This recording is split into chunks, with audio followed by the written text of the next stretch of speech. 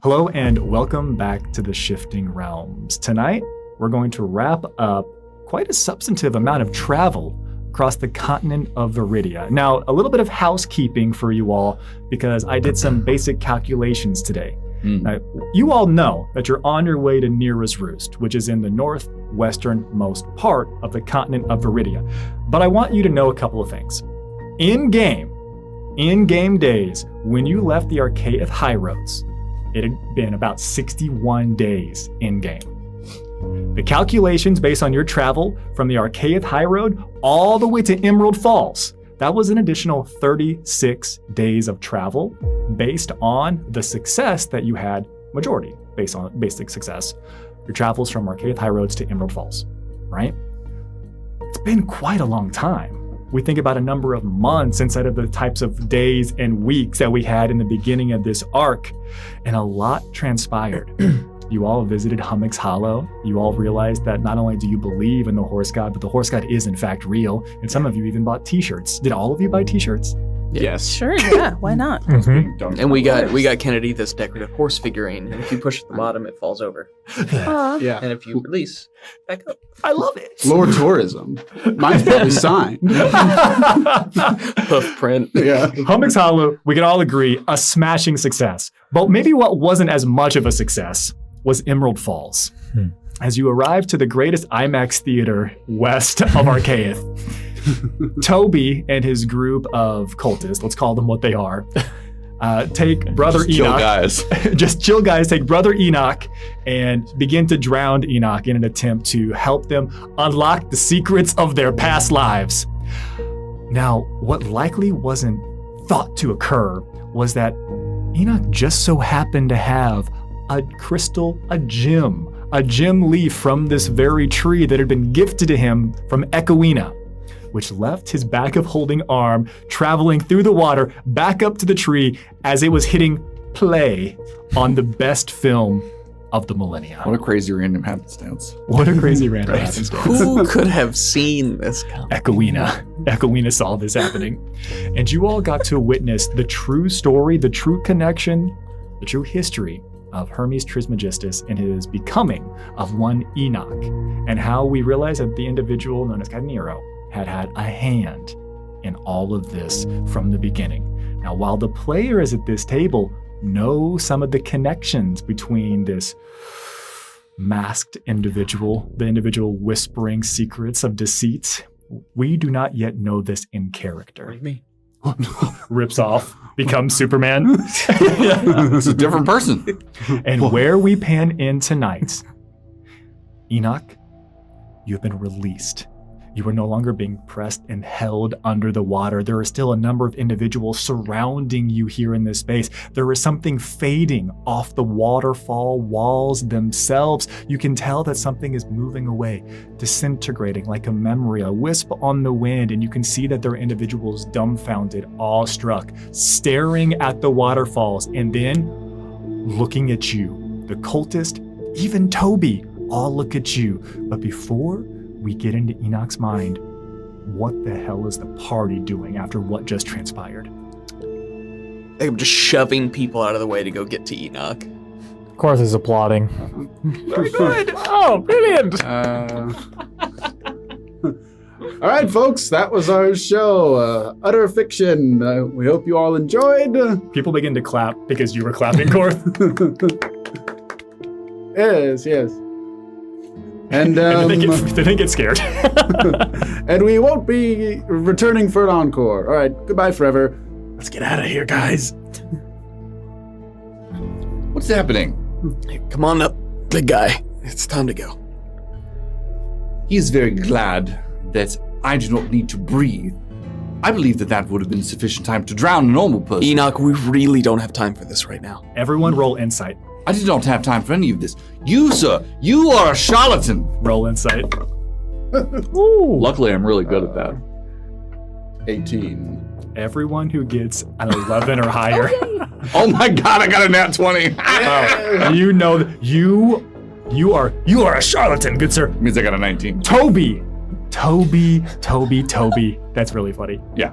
You can see the revolving dollar signs in Toby's eyes as he looks upon the form of Enoch and says, "Brother, do you not understand what we've just uncovered? What we've done today? What we've unlocked?" You held me under the water for some 3 minutes and 37 The seconds. trail to the greatness we can unlock. This was but one step. If you, pulls out a pamphlet, subscribe to steps 2 and 3, we can unlock so much more. You also do not know the danger that you were in. Enoch, please. Opens the pamphlet, $99.95 a month. This man is a charlatan. Do not listen to him. Begins to hold the pamphlet up in your face. We have to leave. Get that out of my face. Perhaps if we put him in the water, we can watch his movie. Thoughts? Where's Miza? I'm getting him. Dr. Korth, maybe you'd like to speak to the assembled crowd in your native Draconic. Oh, I didn't know they were into that. They would love that. You hear starts doing traditional jank hand motions, which are very obtuse. And provocative. Yeah, they feel threatened and strangely aroused. There's something strange happening here. And you would hear the individuals that were over near like the touristy section, people who are buying the trinkets from some of the occultists here, some of Toby's lessers. Martha, let's get out of here. And it begins to move out of here. No one is attempting to prevent you, but they do seem to all be focused on Toby, and Toby is still very much focused on Enoch. So the rest of you can probably go, for the most part, unhindered. I want to leave. Yeah. And No, I want a leaf. Oh, a leaf? Yes, I want to take a leaf from the tree. You want to take Oh a my leaf from the gosh. tree? Yes. How are you going to get up there? Climb. Up the waterfall? No, I'll fly. All right, we got a combination of flying and getting up and around. That's not a problem. I need you to do me a favor, though. Yeah. I need you to make me either an Arcana check, a Religion check, or if you have something that you think is more appropriate, a lore and expertise. All of you, you're having this conversation, talking about, we need to go, what is going on. Dr. Korth, please regale them with your tales. Do you have a pamphlet still being held up in your hand as they're pointing on and on, showing you the various tiers and how it's quite easy to become an Emerald tier member if you just continue to pay for a couple of months. What'd you get? Oh. Look, it's either a 5 or if rocks and minerals counts, then it's a 10. I will allow rocks and minerals for this. With the 10, what I will say is as you are approaching, there is not a wind doesn't pick up in this space. But you hear there's a chiming of the leaves here. Rather than the rustling of the leaves to the tree, it very much sounds like a wind chime as you are coming up this direction. It doesn't grow in intensity, but as you approach the tree, it remains remarkably consistent. There is a very low hum to this space that seems to ride beneath the actual sound of the cascading water, which pours off of the tree and then down the waterfall now behind you. Mhm. Do you want to take one? Yeah. Okay. I want you to do me a favor. I want you to roll a D100. Oh, God. 80. What did you get? 80. 80. Okay. It's a solid B minus. Yeah. Nothing happens. The tree doesn't fight you. The leaf doesn't crack. You have a stone, very much like the leaf that Enoch once had. Not identical. There's different form, different shape. Some leaves are bigger than others. You have that in your possession. Thanks, Echoina. I whisper thanks to Echoina.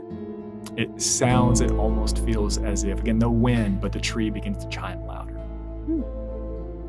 Well, effectively I have 1 round of flight, so I'll fall back down in the water. Sploosh. You fall back down to the water? Yeah. Okay. How much, sir, did you say this course of yours is worth? Wow! Boss 9 out of 5. Enoch. A month! And after 13 months, you have an opportunity to pay $149.95 a month.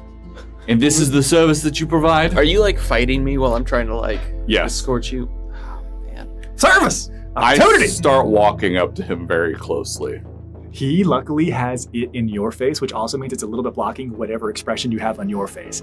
If you want, you could probably walk right through the pamphlet if you wish. I push the pamphlet down.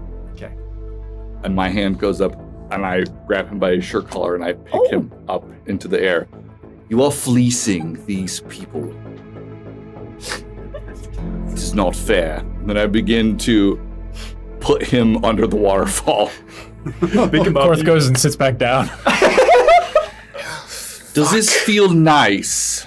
Water is forcibly cascading down him. He's attempting to talk and speak, but every single time he opens his mouth, it is filled with water. I'm doing justice. Do not stop me. No, I'm Doing justice. And he looks around at all the people. This man you follow is a charlatan. Do not heed his exaltations. Do not pay him any more money. All right, justice is over, Enoch. I need you to either make a performance check or a persuasion check. I would accept intimidation, but I don't want it. That's fine. They're all bad. All these things are bad. So here we go. We're gonna do performance. It will be a 9 minus 1 for 8. Okay. Those of you that are probably, you know what, probably Dr. Korth or maybe Ajax, depending on where you were at, near the rest of the individual, because I know you sat down and you were attempting to get Enoch away from there. You were going to get the wagon and everything taken care of. You want to leave. You would begin to hear a very slight murmuring of the other occultists that are here in their white robes, saying things like, "Is this the one Toby spoke of?" Who are you talking about? The chosen one that will lead us to the diamond tier. I want to slightly cast Ithar's Mischief on the cultists, and I rolled a 2, so they have banquets of flowers appear around them, and they have to roll dexterity saving throws, or they're going to be sprayed with water in the face, and they'll go blind for a minute. What the fuck? If he were the one to lead you to this diamond tier, don't you think he'd do some magical effect to you or something? You finished saying that. It doesn't matter what it is because I got a 6 total. No. And it's meta as hell, but it's the right way to do this. It's like, wouldn't something magical happen? Toby never explained what would happen whenever the Chosen arrived to take us to the diamond tier. Describe what it looks like. It's just like the tiniest little flowers, so like they have to look confused at it, and then it just goes in their face. Every single one. They all have clown faces on them. Did the flowers go? The one that looks like he's from Louisiana. Missing a tooth. Ping! Enoch, you were holding Toby under the waterfall. You say, wouldn't something magical certainly happen? Maybe a sign? Small little flowers squirt water in their face as they all fail. The chosen one. It's time to go. It's time to go. Can Enoch, I are you gonna kill the man? Can I cast Enlarge on Enoch? Oh my god. Do you want me to kill him? No, I I cast want you to Enlarge on leave. Enoch. Then I pull... And I just kind of splish splash past him towards the wagon. He's done this, but this has happened to him before because the Steel Defender could do this to me. Oh, yeah. So I What, you become feel big now? Kaiju Enoch. And I do pull him away from the waterfall. I pull him closer. Take these people's money again, and I will find you. I am the chosen one. You know I am able to do so. And then I hold him not all the way to the ground, but enough that when I drop him, it doesn't hurt him, or he doesn't break a leg, but it doesn't feel good when he falls down to the ground. Like mechanically, about 10 feet off the ground. Yeah. Yeah, right. And then I point at him with my giant 6 feet finger. is lethal. This is your only warning. As you are pointing down with the hand of the chosen one, you see all the other occultists here all go prone. Essentially, now face first into the water here of this sphere pool at the bottom of the waterfall. It's a mass suicide. All right. This is not laying low. It just bellows at them. Don't you have anything better to do? Leave Go away! Diamond tier, diamond I tier, need to- diamond tier. Ah! And he just starts Who's leading striding the away chant? towards Who's leading the chant? wagon. You know what? Since we've already The one closest to the you. pooch, I wanna look at him and I wanna say, he said, leave, and I'm going to use void channeler. We're doing good, guys. Oh, no. This is going to be a great story. Emerald Falls is going to be shut down for months after this. Good. There was Condemn an it. incident.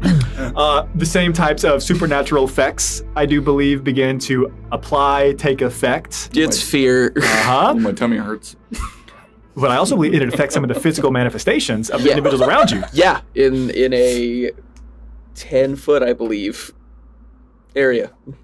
This individual, they have to run away from you. They're moving away from the source of the fear, but they are attempting now to swarm around Enoch. God I'm damn next it. to Enoch, so You're- that's rough. They would attempt to circumvent that for a second, and now they stay an appropriate distance away from whatever this aura is, this radius. Or just start like Iron Giant striding away. They can't come any closer to you.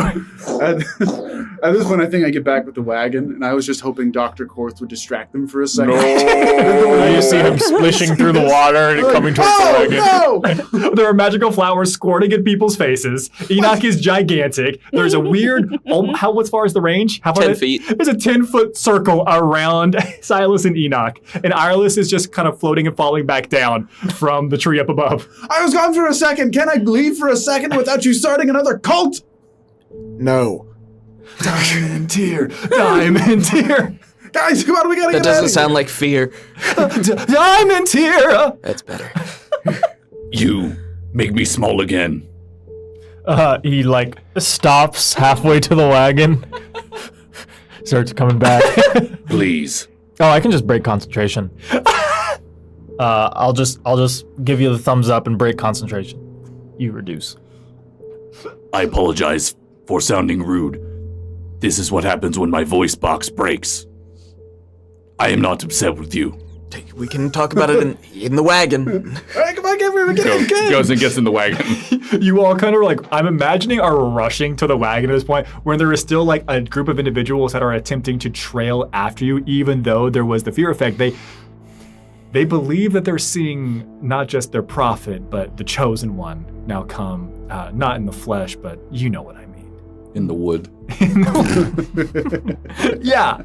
And you all hop in the wagon and take off and are quite easily able to distance yourselves from the followers of Toby, now the followers of Enoch. I cast can't wait. Entangle behind. You cast Entangle behind. Yeah. Thank you. You know, Can't catch up. I can't wait for there to be some type of, I don't know, book about this. oh my God. You know, it's if I had a nickel for every time in one of these actual plays that I started a cult as my character, I'd have 2 nickels, which is not a lot. It's weird that it happened twice. I think you took over a cult. That's true. I usurped a cult. Yeah. That's true. In the wagon, I just want to cast Augury and ask if Enoch as a cult leader is thoughts. Your vibe checking. Yeah. Good, bad, good and bad, neither good nor bad. That's so funny. Cast it as a ritual. Okay, so now there are some limitations to augury because you're oftentimes looking to see damn it. if there's a specific event that is going to take place Should in we the next pursue 30 this minutes. Yeah. in the future? Okay. You would receive back, based on the limitations of the spell augury, wheel. Positive effort, positive benefit. Something good seems to come from this, at least in the short term. You know, from my observations, I man. think you should take up the mantle when you get a chance. Could be good. Seemed like a natural fit. I will take that under consideration.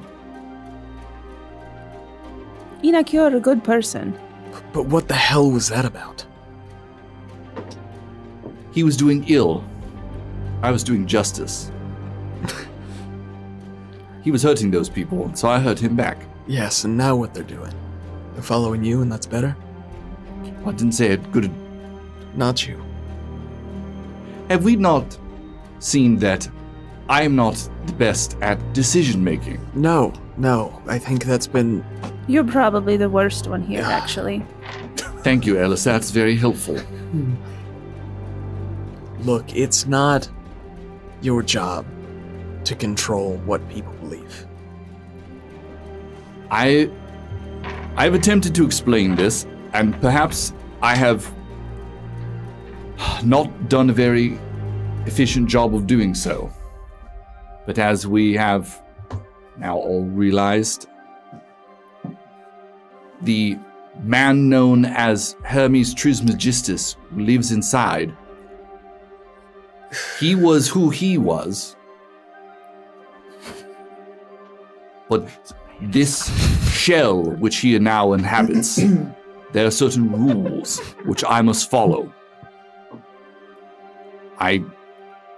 The only time that I've been able to circumvent them is when you allowed your spirits to inhabit me for a brief period of time. That was pretty funny. But one of those rules is that I will carry out orders of something, I don't know what, but I must do harm to those who do harm to others.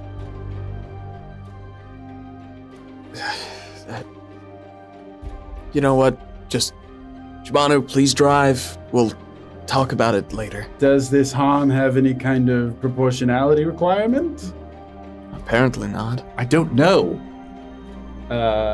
Did you see any of what was on the crystal What are you talking about? when you were underwater? All I saw was rushing water. Oh, boy. Do you know that if I had been a human, I would have drowned? Yeah. I mean, that was only Yep. 3-4 minutes. Deadly in my experience. Yes, so I feel as if my actions were You justified. drowned? No. Humans. You drowned humans? Look, if I killed everybody that threatened my life... Oh,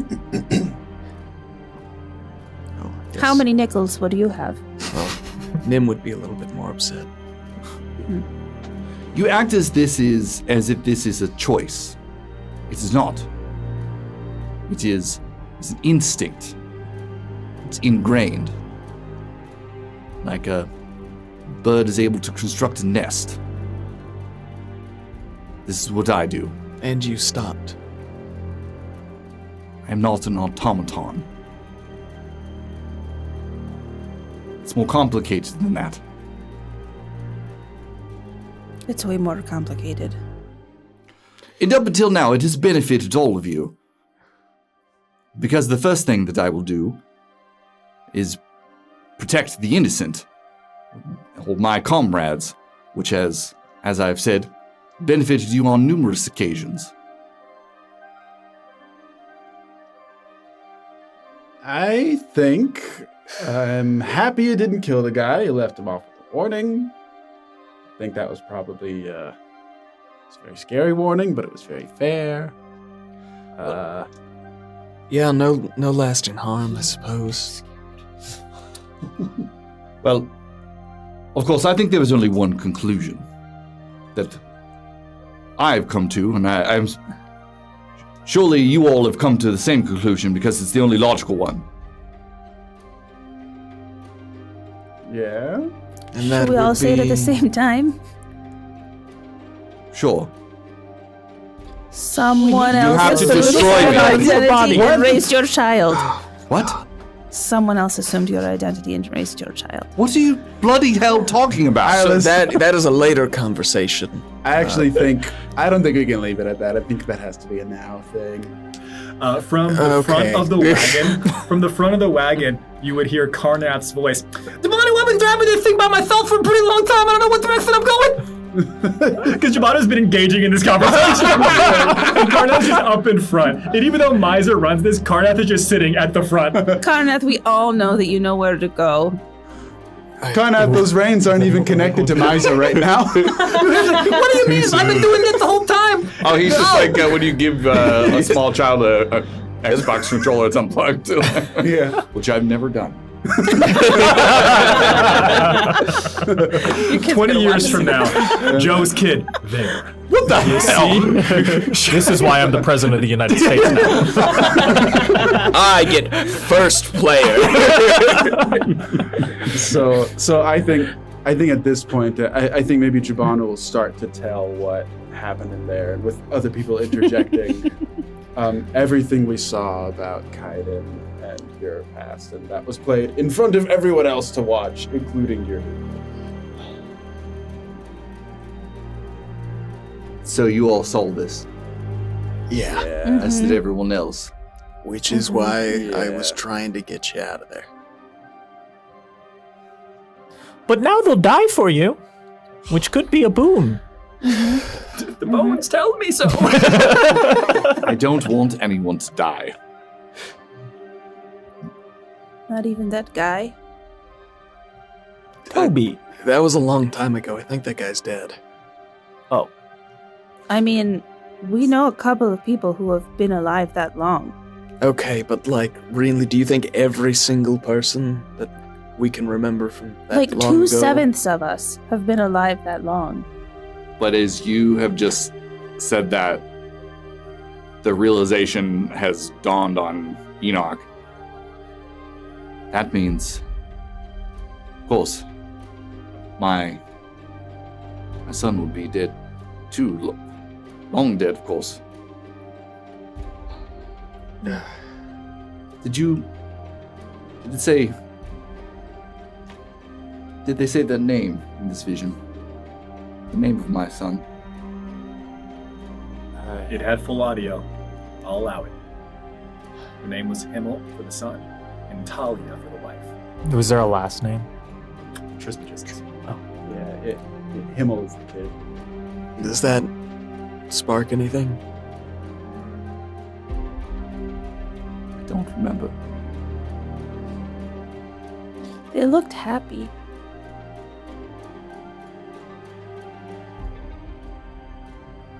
In the vision, they looked happy Yeah. Mhm. when they were with the other The whole person. time. Mhm.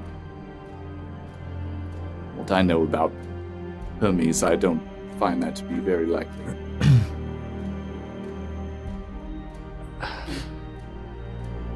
Did you live in Archaeath, do you remember? Perhaps we could find records of your family and if there were any offspring. Well, I must. It seemed you were an important person. Well, yes, I was. He was the greatest engineer that the world has ever seen. Except for Tross. Tross was a hack. Yeah, well. Yeah, probably. That is why, when they could not build the world engine, that's why they sought me out. This makes sense. This goes back to what we were saying, the conclusion that apparently I'm the only one logical enough to come up with. You must destroy me. Look, Enoch, if Nah. if you would have asked me a week ago, I would have considered it a little harder. But no. Why not? What? Nothing has changed. Everything that you've done since I've known you has been a net positive. Everything, and he bangs on on his metal arm with his other hand. Everything that this has done. This, him, and he rips open the chest compartment so you could see the soul gem inside. He didn't want to do any of it. Do you understand this? Enoch, do you think you're the only one put in a position that they don't want to be in? No, I still don't think you understand. Hermes, he would have let you all die if he could. I would have ran away from the time that you let me out of that prison underneath Carnath's. This body prevented me from doing so. Are you sure? Is it him or is it you? I don't know who I am. I don't have any of the memories of this person, but I am him. And all the wickedness, all the things that he did, I did them. Well, that's the other thing. Didn't seem like a lot of that was up to you. Hermes was manipulated. Maybe 1,000 years ago, you weren't the smartest person in the room, Enoch. Yeah, he seemed more gullible, almost naive. And that makes it better then, yes? Listen, we're not gonna kill you, all right? That'd be the easy way out for you. But no. You gotta stay and you gotta fix what you caused, all right? You're the only person who can fix it. That's not...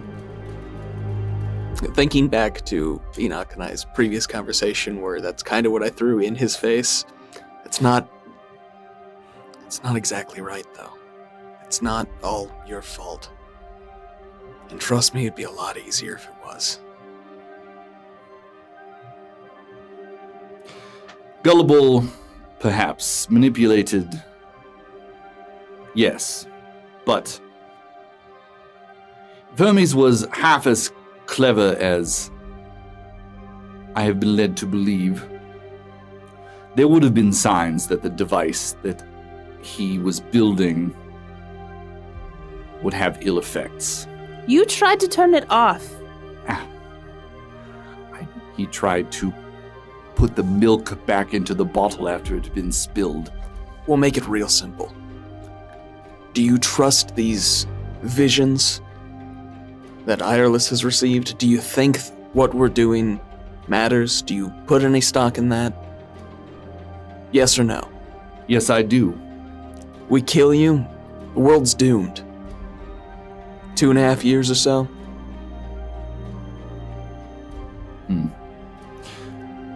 Well, when you put it that way, then it becomes a simple theorem. So, deal with it for then, and then you can sort yourself out later. You're the smartest person I know. And look where it's got us. I once asked you, Silas, the Slayer, if I was a monster. I thought I was talking about the construct. Now I know the truth. Know it, This do you? is the monster. And we're all bloody hell lucky that it's contained in this cage. Shuts the chest door. I would not put that on a hinge. That's got a little lock, don't Still, you're right. Well then, what will we do? We need to go to Nera's Roost. Yeah. Same thing we were going to do.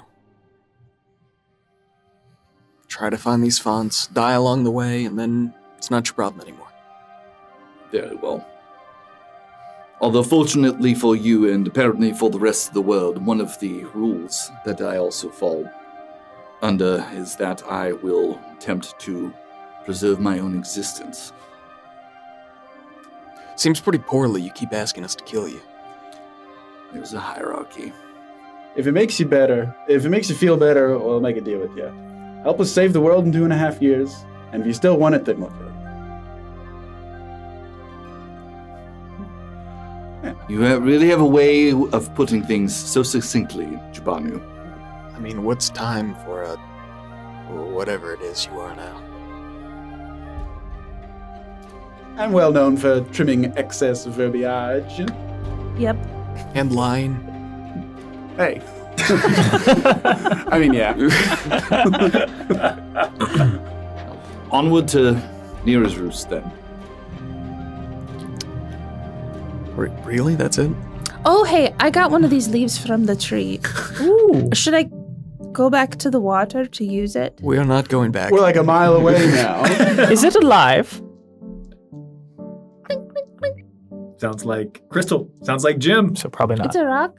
Never mind. Why? What do you... You can talk to plants. Does, I can talk to plants. does our little Same. crystal rock react to it at all? Depends. You want to show it to it? You wanna Sure. do it? Do you know what this is, baby bird? You watch as the gem rock Please. comes a little bit closer to it, whether it's sitting on someone's lap, whether it's on your lap, whether it's just down in a little nest that Carnath undoubtedly would have made for it somewhere within Ramshackle. Yeah, I'll lift it up onto my lap. You watch as it is going to look at it, and immediately is going to try to eat it. That checks out for babies. As its head juts out, and it'll be a 17 to attack. I'm just going to count it as you. Okay. Yeah, I mean, a 17 hits me. Yeah. Yeah. And you watch as it has the gem leaf in its mouth. Bird, no! No, I want this! Uh-oh. Well, it's going to be an interesting day for me. We'll see if it passes. About 6 seconds later, you watch as the color, the hue of the gem rock changes from its base color to more of an emerald hue. Whoa. What does it mean?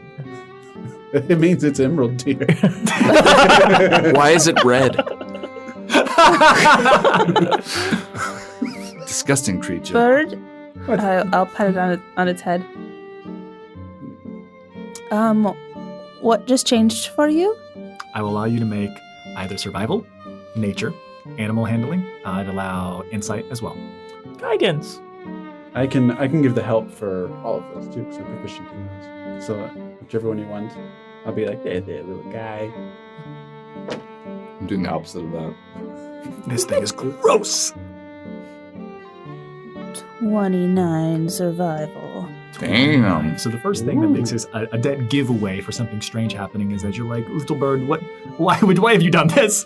You pet this thing. You watch as its eyes glaze over to this infinity of the cosmos, constellations, heavenly bodies. Carnath is your father. And you are crystal clear in this moment that some level of higher knowledge, higher sentience, some type of higher processing power.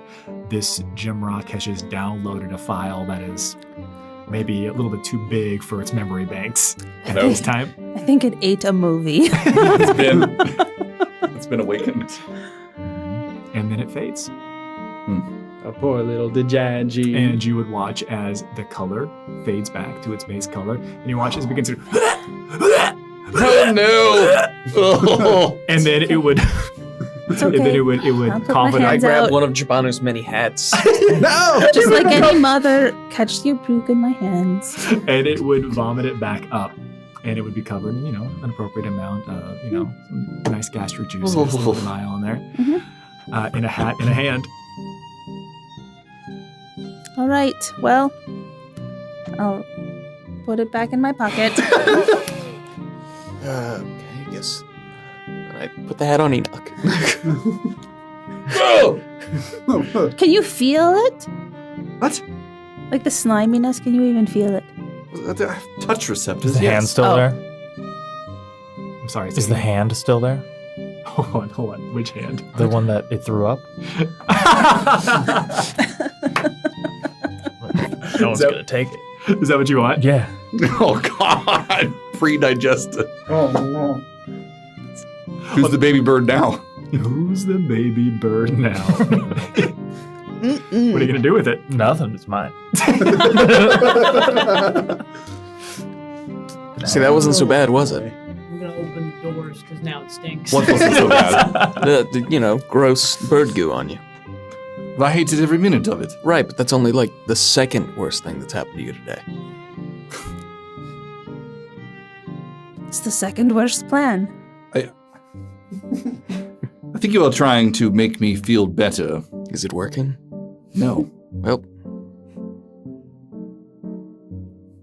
But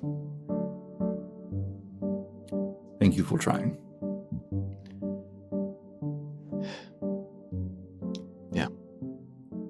And whether or not the conversation continues, you all are getting further No, it and definitely did further not. away. And we'll let the audience decide what they think fills this awkward silent caravan wagon.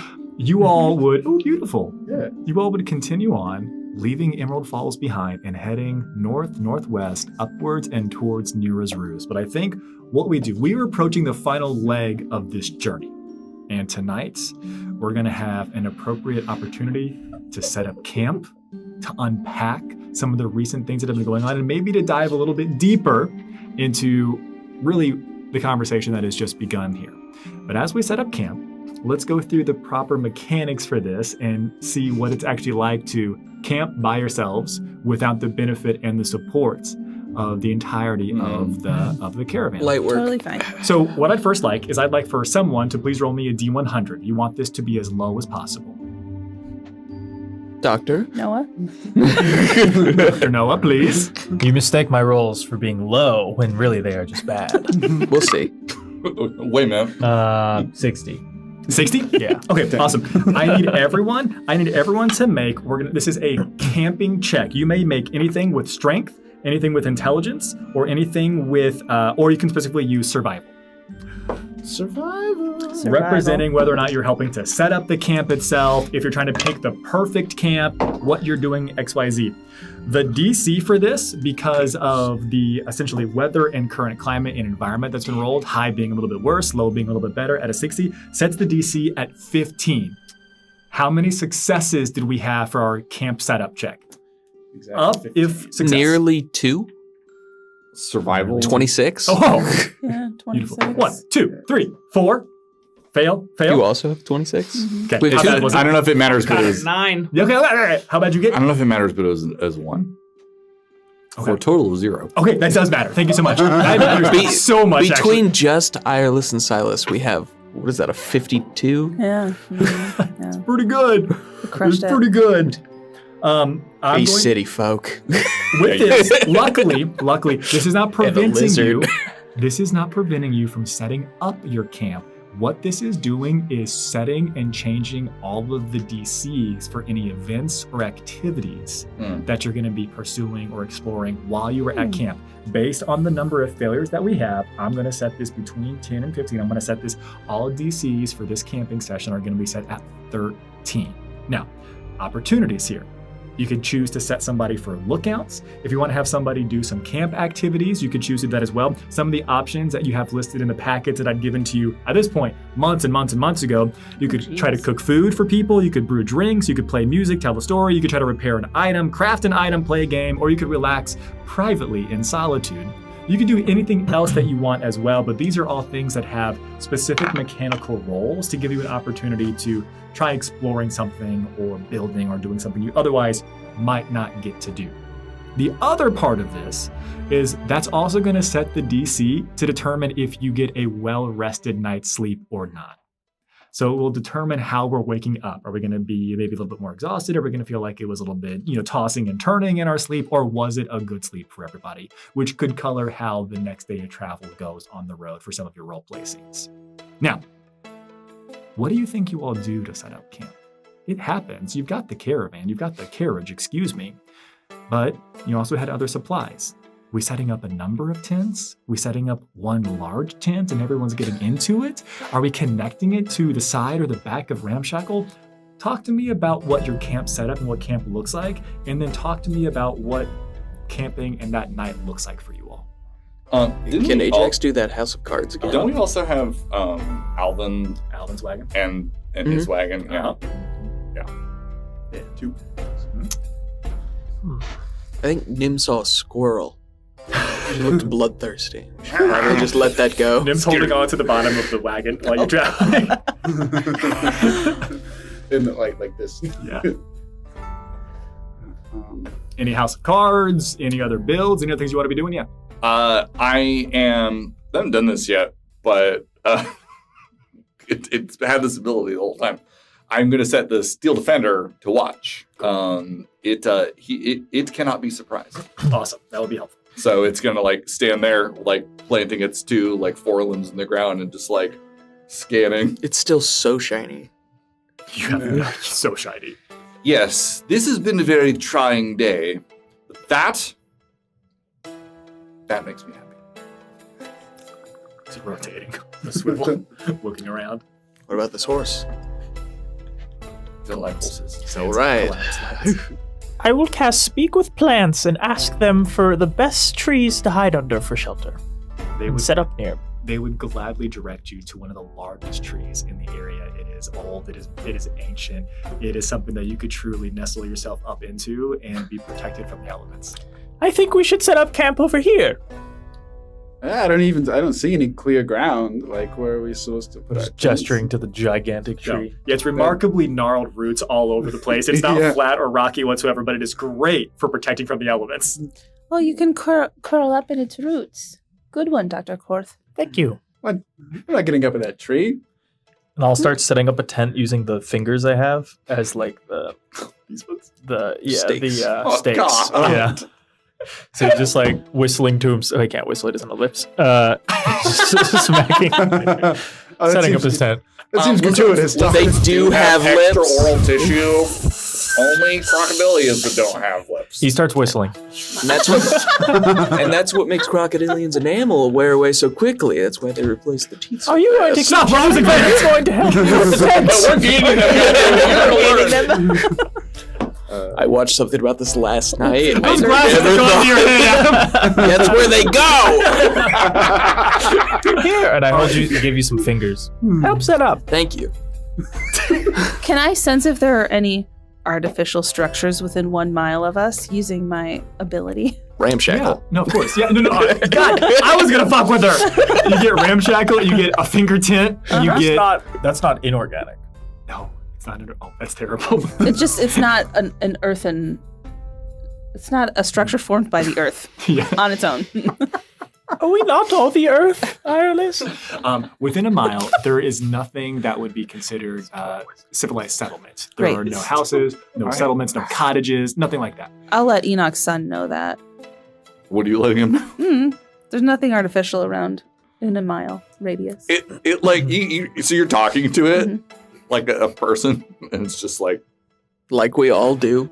So you have a little bit of lead time before anything gets here, at least. Enoch strolls up. Are you talking to it? Your son? It's not my son. It's Enoch's son? It is an inanimate object. All right. It's You're hard to tell. inanimate object. It's hard to tell if it was maybe just like a mistake or an error, glitch in the programming, but it looks like in the middle of this conversation, the Steel Defender stopped pivoting for about like a second or two. Don't you fucking do this. And then to me, Roger. continued pivoting. Yep. So anyway, I was talking to it. Please don't do that None. anymore. Talk to it? It is not. It's not a person. It's not even a pet. Send it into battle. Send it into dangerous You situations. sent it here to watch for us, Yes. and I'm letting it know that there's no settlements around in a mile. I'm giving it tactical information. That's Very- right. Very well then. Carry on. Well, that's all I had. Thank you. You've had chatty Enoch. Now you have pissy Enoch. I'm going to go over Peanut. here. It's a workshop. I think it's perfect. Anything else to be set up? Anything else you want to be doing? Tonight around the campfire, I'm sure you can have some conversations, but I just want to get clear. Is there anything else you want to be working on, prepping, or setting up for the camp itself? I want to just do like a perimeter around to make sure that we're not setting up in something's like territory. Cool. I would, survival would be good Yeah, for this actually as well. inside the Cool. mouth Good of drop the me a roll for giant that, actually. behemoth. Sure. This might be beneficial. Sure. Can I argue monster ecology? Yes. I'm not as worried about like Yeah. a wolf. Yeah, well. So that's going to be a 16. Okay. It doesn't appear that there are any creatures that you would be more attuned to. There doesn't appear to be any burrows, dens, nothing that's going to sneak up on you. The surrounding perimeter here, you don't see any signs that there would have been some type of Scourge-infected creature or nest in the area. That is not to say that they couldn't be, 5-10 miles away and continue traveling overnight, but in the near vicinity, nothing seemed to have made home here. Cool. I've got kind of a sort of pavilion type tent that can kind of pop out from the back of my wagon. Sick. Because I set up shop. Yeah, for selling. Stuff. Yeah, for selling. Yeah, so that makes a nice little kind of camping shelter too. I usually sleep in the wagon, but other people can sleep out there. Yeah. If they want. So it's just, and I get a fire going, and I make everyone some hot cocoa with legendary libation. Around this time, Carnath would be kind of like just trudging between each of you all as you're doing your thing. right? And there's still some things to be set up or some ideas that might be going on. But Carnath, every night that you all have camped, Carnath has come by and be like, so you thought they don't need any help with anything that I can do to help you set up your tent or set up? You need your training re-upped? I was just trying to be helpful, but it just seemed like all of you have just been so good at camping that you haven't needed my assistance. Yeah, come help me with this pavilion thing, Carnath. I can't get this flap to be straight. You watch as he comes over to straighten this flap, and somehow, almost as if truly the fates have willed this, as soon as Carnath touches this and attempts to straighten it, something falls out of place, a pin comes undone, and a section of the pavilion kind of collapses again. Oh, Devano, I'm so sorry. I didn't mean to do that. I'm trying to help you. No, that's all right. That's fine. I got it. Don't worry. Just help me put this back up. I thought you want that? Yeah. He goes to attempt helping you, and I imagine you're probably also helping him. Yeah. And come on. Then somewhere else, the other side collapses whenever he touches it. Well, that was predictable. Devano, I'm so sorry for doing that. No, I didn't mean to. I just wanted to be so helpful, but you all have had such good mechanical rolls while we've been traveling across the continent of Iridia. Just go keep Misa company while I put this back up. You watch as Carnath looks remarkably dejected. He looks sullen. He looks tired, like he's been going through quite the rigorous training regimen. Bizarre. Carnath? And you watch, Carnath hears Silas calling for him. And there's a chill that goes down Carnath's spine. And Carnath whispers to you, Devano, I know what they say about keeping secrets, but I need you to keep a secret from me. Okay, I'm gonna go hide for a little while. that's fine. Hey, you want me to have a word with Silas? No, don't talk to him. Don't say anything. Are you sure? He'll know. He can read you like a book, Devano. No. I'm super subtle. You have like so subtle. Devano, please don't talk to Silas. All right, fine. I won't talk to him. And you watch as a light bulb pops up above Carnath's head, and he says, I know what I'm gonna do when I'm hiding. What? I'm gonna cook you all dinner. Oh, well, that'd be wonderful. I'd love that. Okay, well, don't tell him where I'm going. No, I'm not gonna do it. And then he runs off. Oh, Jabanu. 2 people scared off. Have you seen Carnath? No. Oh, I was gonna ask if you wanted to get dinner started. All right, well, if you see him. Yeah, can you help me set my pavilion back up? It fell. I'm busy. I'll help you, Jabano. Oh, thanks, Silas. Was there anything that you wanted to do before we get into the evening activities? When Enoch's not looking, I'm putting stickers on the steel defender. Damn it. I get Cowboys' two butts googly drive me eyes. nuts. The one, like the family one, where it's like, you know, on the back of the car, but it's just our party. Yeah, and I'll put googly eyes, and with like washable paint, I'll draw a smile, I and then I'll love that. sneak away. I went to the iron rod, and all I got was this. Yeah. If you actually would put the if you had like the family stickers on the back, after you would be walking away, you would hear the sound of ripping. And if you looked back, all of you would remain there, but it looks like the sticker of the steel defender that you put there has been ripped in half. And it continues to pivot. Put a band-aid on it, and I'll go away. More ripping. You guys got trauma. All right. Okay. Here's what we're going to do. I'll give you all the opportunity tonight, this evening, if there's any conversations that you all want to have. The camp's been set up. Whenever you wrap up your role play and wrap up the evening's activities, I'll ask what type of personal activity you want to be doing. If you wanted to be brewing a potion, if you wanted to be repairing an item, if you wanted to be foraging, if you wanted to be playing music or telling a story. There's mechanical benefits for doing all of these things. And then I'll have the lookout roll from the Steel Defender. But before we get there, what would you all like to be doing? Let's start with you, Silas. If there's anything, any one-off conversations or group conversations, feel free to initiate and start them, and then everyone will get an order around the table. Yeah, I think when I was going off to get water and bring it back, I know we have legendary libation, but that doesn't work for everything, because it's a beverage, right? Yeah. So that's specifically not water. Well. I would ask Enoch for help because, we're both strong. We need to bring back a lot of stuff. It's heavy. Can I roll investigation? Or insight? Yeah, sure. Insight, I mean. Don't worry. Don't worry too much. 10. What are half of your intentions? We're getting water. That's what you get. All right. Yes, we should. I am very strong. I know. It is very strong. You do head up to get water. While we're out there, say, do you feel like you can't have a full conversation because of your constrictions? I can say whatever I want. Yeah? Can you do whatever you want? No. And I would gesture and the spirit would leave me.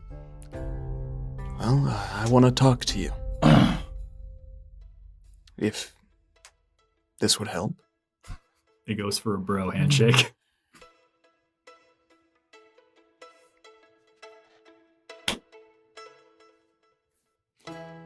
And with your permission, it will merge with you. What's the matter? The CIA got you pushing too many pencils? If you don't get the movie reference, then I'm sorry for you. This is such an odd feeling. Feels like I can... There are parts of me that are more accessible now. Feels freeing, actually. How you holding up?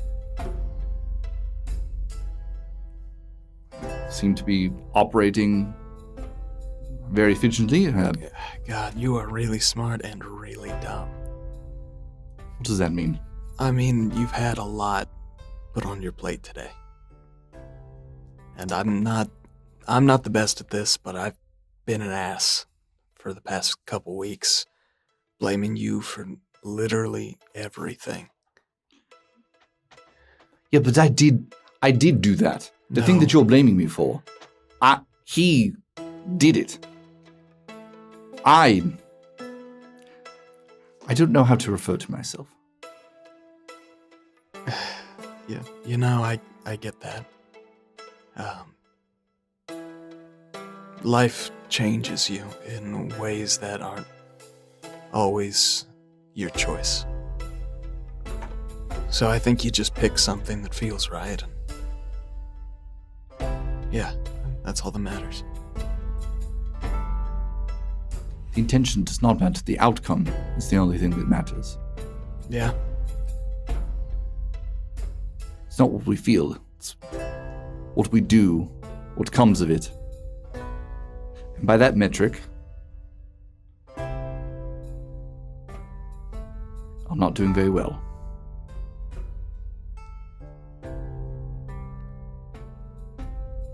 Probably.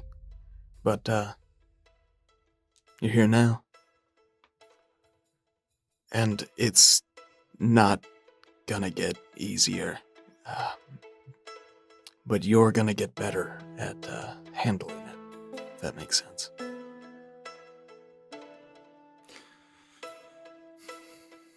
Perhaps. But I think there is an important question that you have not considered, Silas. You said that we have to persevere so that we can save the world. Have you stopped to consider that this world is not worth saving? Enoch, I don't get to make that choice. And who does? If not us. We are, after all, destined to be the saviors of the world. Yeah, no, I went through all that already. It's, Look, what I do, what I am, every day is fighting back an inevitability. Did you have a choice, Silas? No, I didn't. I'm beginning to think that choice is an illusion. Yeah, me too. But, that's not really helpful, is it? The only thing that matters is the outcome, right? I think I came to this conclusion once before, actually. And it is what led me to build the device. And I need you to know that if I had the choice to do it all again, I still would. You wouldn't change a single thing. I would That's do what you wanted? I would do it better. Yeah. As far as I'm concerned, the only thing that Hermes did was build the device didn't work as it was planned. But the overall goal to trap God and usurp its power, I still think that was a worthy goal. And if that makes me a bad person, then so be it. So you are a person. I was. He was. And from what I saw, whether you feel one way or another about it, that's still you. Yes, you were schooled in the art of rhetoric. There are many layers to you. I didn't really go to school.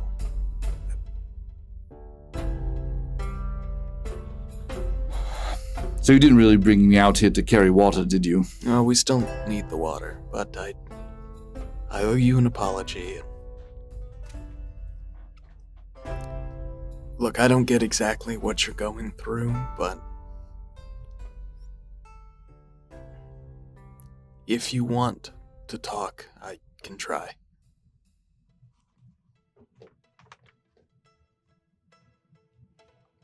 I would like to carry water. All right. But you do know something. I'm beginning to think that this Hermes person was not a very strong person. And so, perhaps if this new form has been improved in that way, perhaps I could be improved in other ways as well.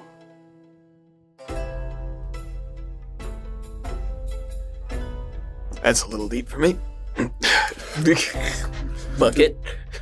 He just picks up 2 buckets.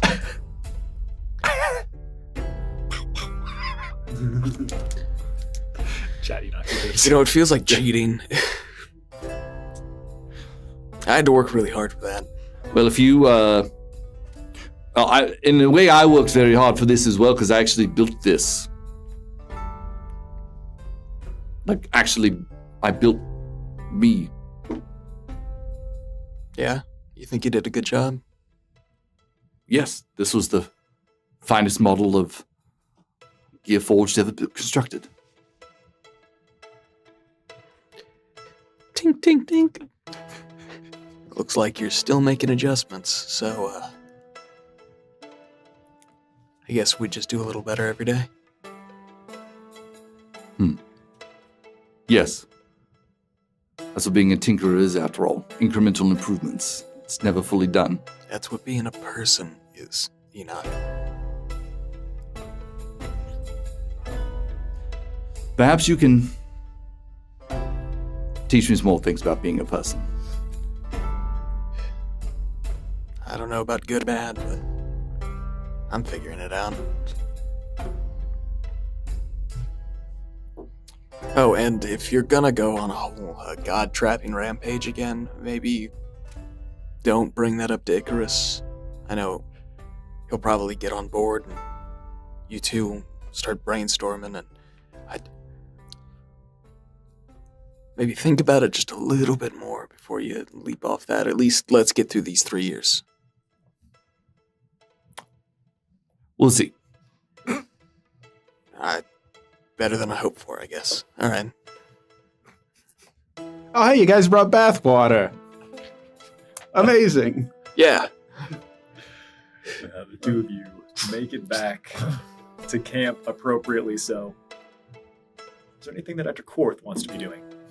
He set up his little tree shelter, but with the time he has left, he's going to go into the dirt in front of the tree and he starts setting up some incense and stuff. He is trained in the ways of the shaman. Yes. And he is actually going to start ritual casting divination. Interesting. So he starts drawing in the dirt with the fingers and setting up all of the typical parts of the spell. And he's one question. Hello. I'm curious if this Himmeltress Magistus has any offspring still living that we could find. Thoughts? Thoughts? You asked Thoughts? Questions? Comments? Concerns? Oh, you go through the ritualistic casting of divination. Now, mechanically, we are limited. Typically, this is based on an event or an instance that is to occur in the next 7 days. Mm-hmm. So if he's alive, Does he have any kids in the next 7 exactly. days? But the way that it is phrased, it says the DM may choose to reply in a short phrase, a cryptic rhyme, or an omen of some kind. even a yes or no would suffice. No, I think I'm gonna go with the cryptic phrase. Okay. Let's hear it. Episode 73. Because honestly, kid. if we were good enough to be like, actually, again, this is what you hear, and then we actually smash cut to 50 episodes from now. Being carved into the side of the tree. You actually see it looks like something is either taking a knife or a very long talon knife or some type of fingernail and carving this in. And it would take time because it is very slow and it is methodical. And it would say the following: that which is dead may not sire that which is alive. I thought I was going to say try again later. And I'll just take a etching or a rubbing of that. Thank you. And he'll just kind of waddle back over to the camp. This is a great tree. They all should have camped here, honestly. Is Enoch or who's around? Yeah, Chad Knox here. Hello. So I decided to inquire about your son. If you have a lineage that is still alive. What the fuck? Who gave you the right to do that? Well, apparently the gods. What? The god that just responded to you, I still have to figure out. So I'm helping Giovanni, like, with the I knew water. you're I'm like, new, oh, you're I new took to the leash group. You off haven't of talked to the rest of them. Oh, nice. I'm not a big fan of the gods. Look, sorry. You're being... Not a big fan of the government. You're trying to be nice. And I've been very cross today. Oh, also, Silas put his spirit into me, and Yeah. I kind of don't know how to act. It's not how that happened. Oh. So, usually I'm the one where I'm talking to someone and they're not talking back to me. Do you want to know what they said? It's been a very trying day. But yes, of course. That Probably. which is dead may not sire which is alive. What? Good night. And he saunters off to go find Giovanni. Oh, fuck, he's coming over here. Fuck. Hey, I gotta go get more water. That's good. You know, just so you know, I can legendary libation. It gives you all your liquid needs for the day. Oh, he's gone. Okay. Lizard. Doctor. Hello. I'm just over here getting the water heated up. I've made some soap. Ooh. It appears I've upset Enoch a little. You may want to deal with that. Been there. I was curious. Yes, When you Doctor. met with my people, Mm-hmm. did they mention me? Oh. Let's see. They've sent me on a very difficult quest. I am excited to go home. but I don't know if I'll live long enough to get there. You know, the last time I talked to any lizard folk in Kyloros, it was about 50 years ago. Oh. So, that probably doesn't work out for your timeline. No. No, I've been away, been away from my usual family migration routes for a while, so... I've talked to a few of them outside of Kyloros, of course. Oh, you met a lizard folk? Yeah. Ooh. I see them occasionally. Did you say who? Mm-hmm. Oh. I don't know. There was this guy. His name was Fadra. He sold me something. It actually ended up being bad. What was it? What did he sell? Oh yeah, he sold me some silk, but it wasn't really some silk. It was more like it was a silk cotton blend. That sounds terrible. In subpar cotton. It was, yeah. It wasn't good. I was mad. It's interesting. I've forgotten about that. It's interesting to hear of which of the lizard folk you've run into outside of Kyloros. Too. There's not too many of us. No, it's the only ones I've ever run into have been traders. I know of at least one. Yeah. That's right. Oh, and I ran into a doctor, actually. Oh. Yeah, a fella named Arcades. Oh. Well, based on his name, he must have been pretty fast. Yeah. He's In my language, that would be a swift one. Yeah, we joked about that. He was an old guy. He was nice. Where does he live now? Port Haven. Perhaps that would be a good stop for me next. Yeah. If you do, you should go in. You should say hi to Arcades. You should get him to tell you stories. Ask him for some recipes.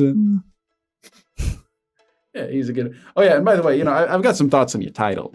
By the way, meat.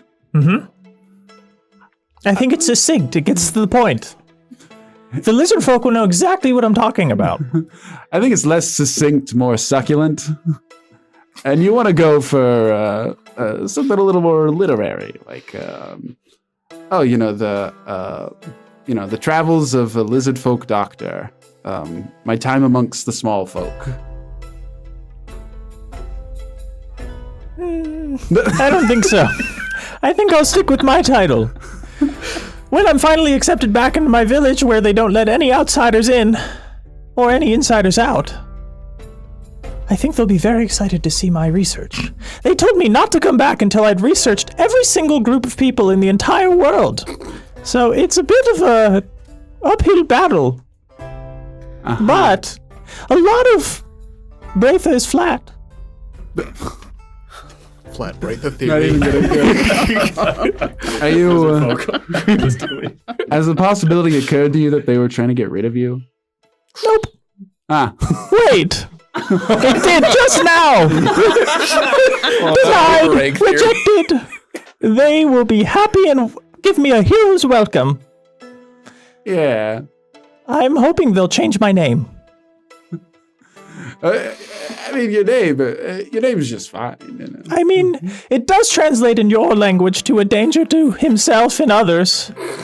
But I have shortened it for convenience. I consider it my, what's a word for, like, a pen name?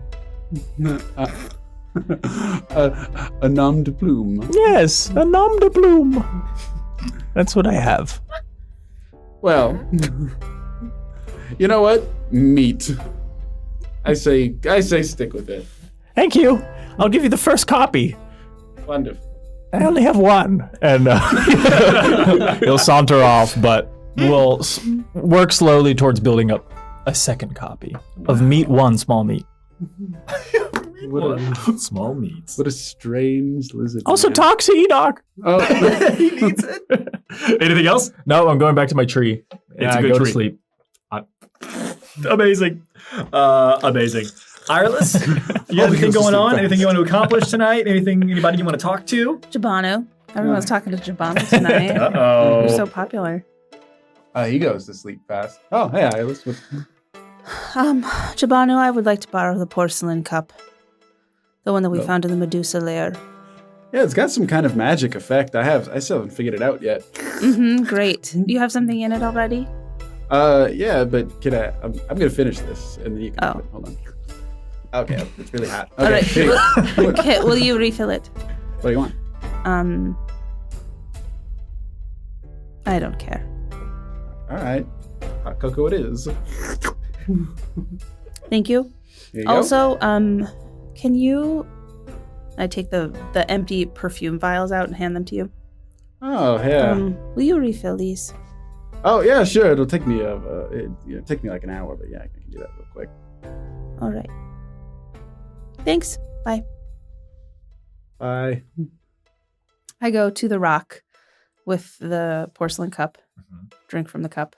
Right now, it's late, but it's not that late, but it is late. The rock is kind of nestled up in the nest that Carnath has made inside of Ramshackle. So probably not terribly far away. You didn't have to go that far. Yeah, I'm hanging out Goodbye. outside I turn of around. Yeah, Bye. It takes 3 This could be steps. fun for you. It does appear to be sleeping, but it is there. I will pat it on its head as I'm drinking from the cup. We know what the cup does, right? No. No, we haven't figured it out. In character, we have not. Okay, well, I'm drinking from the cup. And I'm looking at the bird and petting its head. And that's 2 hands. All right, set the cup down. Pull out the Echoina stone. Okay.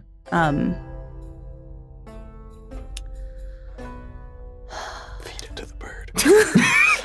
God. You need it again. The baby Grimrock, bleary-eyed, is opening and acknowledging you coming into its presence. It's that type of thing where, for those of you who have cats, you can wake a cat up from a nap, and if it sees like its person, it's like, all right, this is dope. Yeah, I'm excited for this, and it seems to be quite eager to see you. Baby Rock, how are you doing? Make me an Arcana check.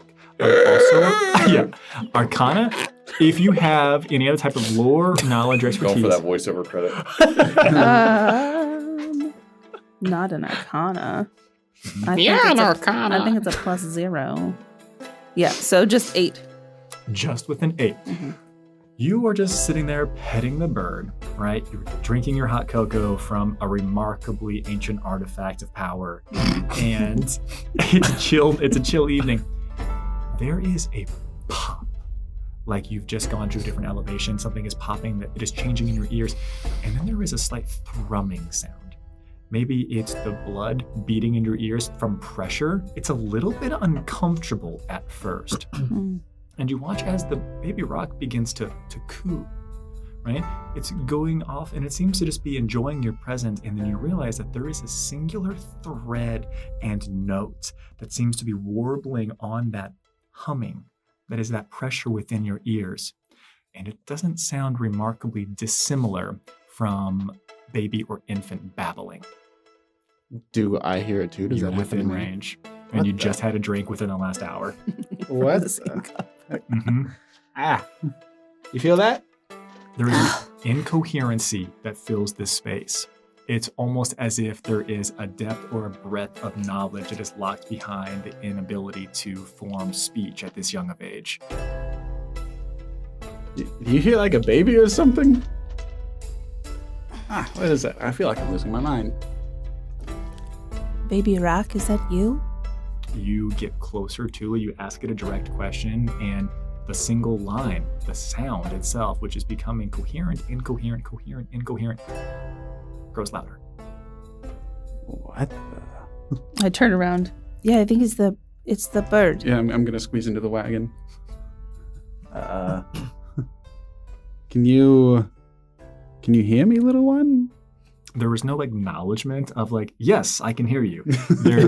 But there is in different types of inflection in the song that is being sung by this baby Jim Rock, depending on where it is facing, who it is facing. There is different intonation, different inflection here to the song that is being carried on that pressure wave that is still a little bit uncomfortable for you all. Ow. Is little Dajaji? Is our little Dajaji doing that? Did you give it a name? No, but I've been calling it little chicken in my language because we haven't named it yet. Oh, right. I think that we should let it tell us its name. All right. Little bird, what is your name?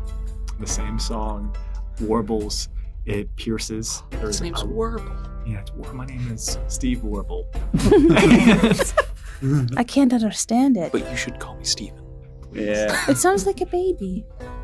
Yeah. This is baby talk, all right.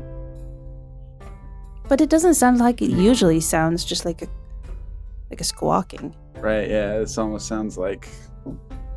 Yeah, I'm gonna scratch it behind the ear. Mhm. Give it a little scratch. There's a resonance there. There is something that brings us in from this weird contraindication of maybe having different thoughts and feelings and opinions, trying to express itself to a singular thought, which is expressed to you in the song as enjoyment, pleasure. There's something kind and nice about this. Huh. Would you look at that? Oh, I wonder what caused that. Takes your mug.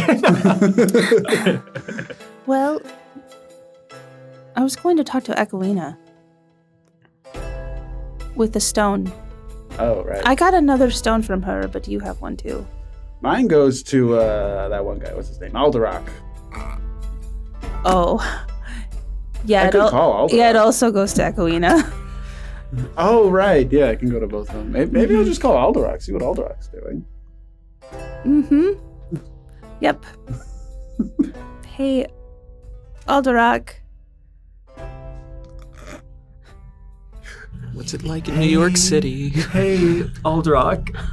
It would probably take about 30 seconds before you hear a response. And it starts as someone turning up the volume on a television set. You hear warning alarms.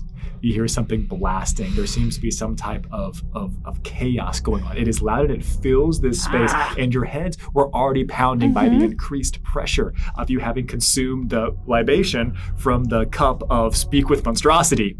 And then you can hear something coming in and filling into this space, which blocks out the rest of this yell. Yes, we will. What is it? What do you need? I'm a little bit busy right now. Jabano has a question. What? Make it quick. We're in the middle of finals. How well, first off, how's Icarus doing? We miss him. Great. Oh, good, wonderful. Also, is this pressing? Yes, our Yes. little gym rock's freaking out right now. It sounds like a Then I would recommend you call a vet. No, I think it's we feel like we're under the effects, some kind of magical effect. If you have consumed something that you should not have consumed, I'd recommend calling poison control. Never do that. Oh, I am poison Silly. control. yeah. Okay, fine, batteries. Alderock. Sorry to bug you. You hear a clicking sound.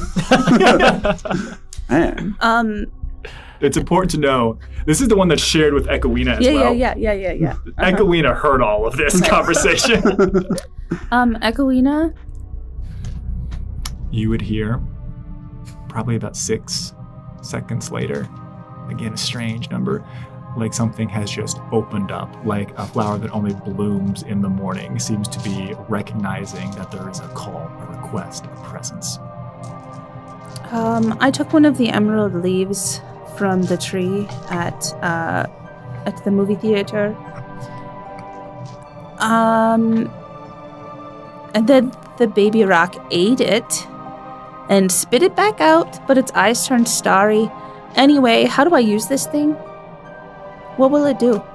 You hear the following coming out of the rock. I'm not sure what a movie theater is.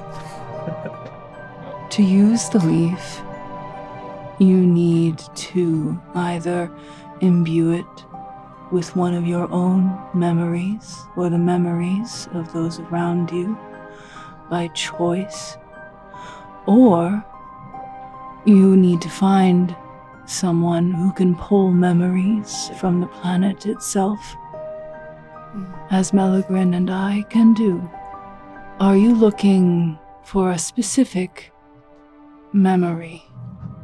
I think for a little bit longer than it's comfortable to wait for anyone other than Echoina. No, not yet. I think I'll just keep it. This is fine. It will not die. It is in its nature to remain in perpetuity. Is all well? I have heard concerning sounds on both sides. Elder One, I must encourage you all to use a different line if you can. We are quite busy at this moment, and We this is quite cannot. distracting. We're going to have to just ignore it. Is my living stone. I thought can't you- ignore it. I thought you'd left, Aldera. It's a community party line. I can't turn it off. She'll. It's her living stone, correct? Yes. She's gonna turn down the volume on his side. Listen, we're dealing with some real tough shit. Sounds like they're really in the shit. That's rough for Icarus. Maybe the test isn't going well or something. I could ask Meligrin to look for you. How it is going. Yeah, sure. Aguina, who is that? Who's on the phone? Meligrin, Yes, our minds are connected. You know who's on the phone. I know. Hey, what's up? Oh, hi. It's really good to hear from you. Hey, Belgrid. What do you need? Oh, how's Icarus's test going? We could have asked Alderak too. I don't know, Aguina. Do you think we should tell them? They are concerned for their friend, and knowledge could be helpful. Or it could panic them, I'm not sure. All right. Well, you've heard both sides. What do you want? Well, I'm already gonna panic now that I heard that, right? Knowledge. Okay. Icarus is gone. What? What do you mean gone? You mean like? I mean, we know he's gone from here. He said he's taking his test. Oh, no, we can't feel him. You can't feel him? Yep. Aren't you like the whole planet or something? Yep. I should specify, if he was dead, he would have returned to the planet. Oh, yeah. He's not dead. You need to specify these things. It's been over 7,000 years. Aguina, don't yell at me in front of the guest. It's the 7th cycle. We've done this before. They got upset. They got upset. We told them too much last time. The 7th cycle. What other Right. place is there besides the planet? Where could he be if he's not on the planet? Is he in the stars? He could be in other planes. He could be anywhere. It's possible. This is not what I was going to talk about with Ekawina. Well, yeah. Okay, just focusing on the present for a second. A rock is freaking out a little bit. We can hear it making noises. Have you considered calling someone with expertise in veterinary sciences? We don't have any phone numbers for them. I don't. Oh, yeah, sorry.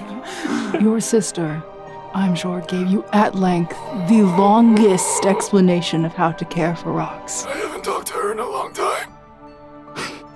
Whose fault is that? Oh my gosh. This is a crazy conversation. I mostly wanted to ask you how to get over a heartbreak. Would you like me to leave? Well, it doesn't matter. You can hear it either way. It was mainly a show of good faith. Oh, well, thanks. He can tune it out. Dad, get off the Drew has been taken.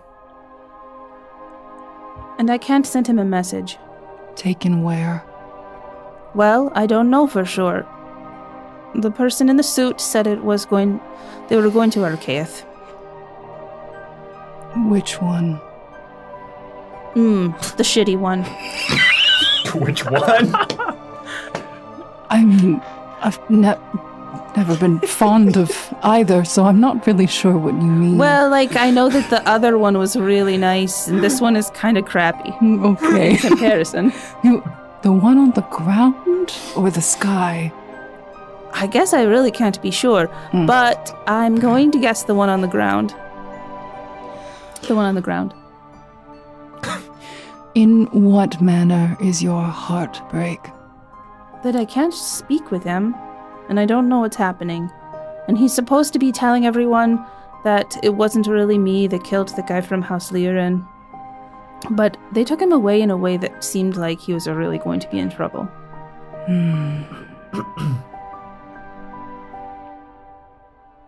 I can offer you no real assurances. Great. What I mean is, as of his fate, these systems set up by these houses that are in league with the Green Wardens are not something we pay much attention to. There are ways, I'm sure, to contact him around that. Every barrier has its threshold.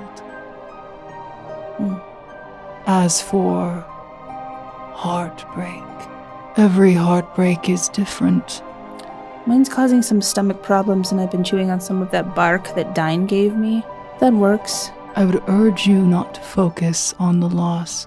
Focus on what was good about your time with him, and do not fall into the despair, though it will be difficult. That hope is in vain.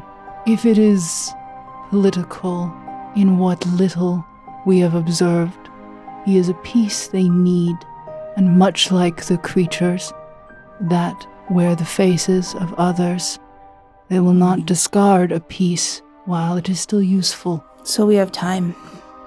I believe so, yes. Melagrin, perhaps we could engage with the High House here in our forests and see if they know what unrest befalls the ground Archaeus. There's not an answer, but you're quite clear that he's still here, but he's just pretending that he's not here to prove that he's not listening. Thanks, Melagrin. That's really kind of you.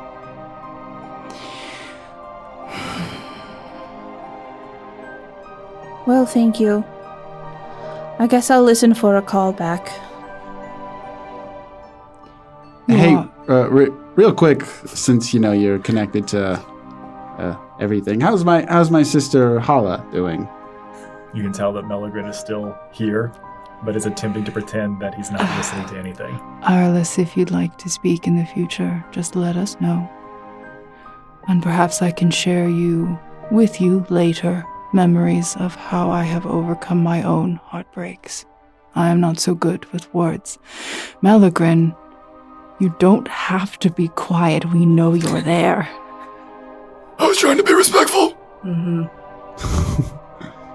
I'm gonna hand Arliss my mug with the legendary libation with some wine in it. That's how I do it. Just get drunk. All right. What do you want to know, Jumanu? Oh, I just wanted to check out on my sister Hala. Well, she's alive. Good. I mean, yeah, that's good. You want me to send a message? Oh, yeah. Just say behind you. It's pretty short, but I can do it. Yeah, that's it. Wow, that'll freak her out. It'll be hilarious. You want to send your sibling a message from someone she does not know that just says behind you. Yeah. Okay. Equina, we've done weirder things than that. Yes, we have. That is fair. That is incredibly fair. Alright, it's getting pretty late. The sauce is burning. Gotta go. All right. Okay. Thank you. Take care. Thanks. Goodbye. Man, how about those post effects that we've really leveled up our game? It's like Maddie was here. I had something caught in my throat. I couldn't Gods speak. are always with us. Level of post-production is... Dine really should have said we had to boil that bark or something. Well, that was freaky. Yeah, helpful or not. I don't know. Thanks for the wine. All right. See you later, Little Rock. Pip, get out of here. I should be able to hear Pip. Yep. What? Fuck off! Scatters away. What the? Dives into a cushion. It's monstrosities, right? Yes, he is. Yeah, there you go. Let's What? go. Oh yeah, we could speak with him. What? We told you to Did you fuck hear off. Pip, that's so rude. But he can't. We can't. Oh, I'm going to bed. I've had enough of this. Sounds like a good idea. I'll sleep outside. Anything else? Tree. Tree. That tree sounds mighty fine right It's now. multi-leveled. No, I'll wait for my turn when it gets around. Anything for Enoch besides what's already happened? Yeah, sure. Is Giovanni's trying to go to sleep? Well, he just walked outside rubbing his temples from his wagon. Oh, that's just the weirdest. Oh, that was the weirdest conversation. Today's been the weirdest day. Oh, Giovanni, Enoch? I need your help. Anything for you. Well, two things, really. First is, and you notice he's like, kind of like, he's standing weird. Like, he's not like completely sort of like bolt upright like he normally is. There's like a little bit of like, You gotta lean to it. a lean. Yeah. He's got his thumbs in his Slouch. pockets. I think Giovanni's going to match his energy a little bit. Yeah, what's up? What you doing? Are you copying me? What? No, you just seem relaxed, and it's making me relaxed. Oh. You should do that more often. Silas put his spirit in me, Oh. and it's made me feel very strange. Okay, listen. Crazy. I want to say it more. I'm gonna keep doing it. Listen, I got don't- more water. If you mean what it sounds like, I'm not the best person. Actually, you know what? Heartbreak. I think it's actually not. It's probably not what it sounds like. Continue. Well, it's just given me a lot to think about. I'm not sure, who I am, and I just don't know how to feel.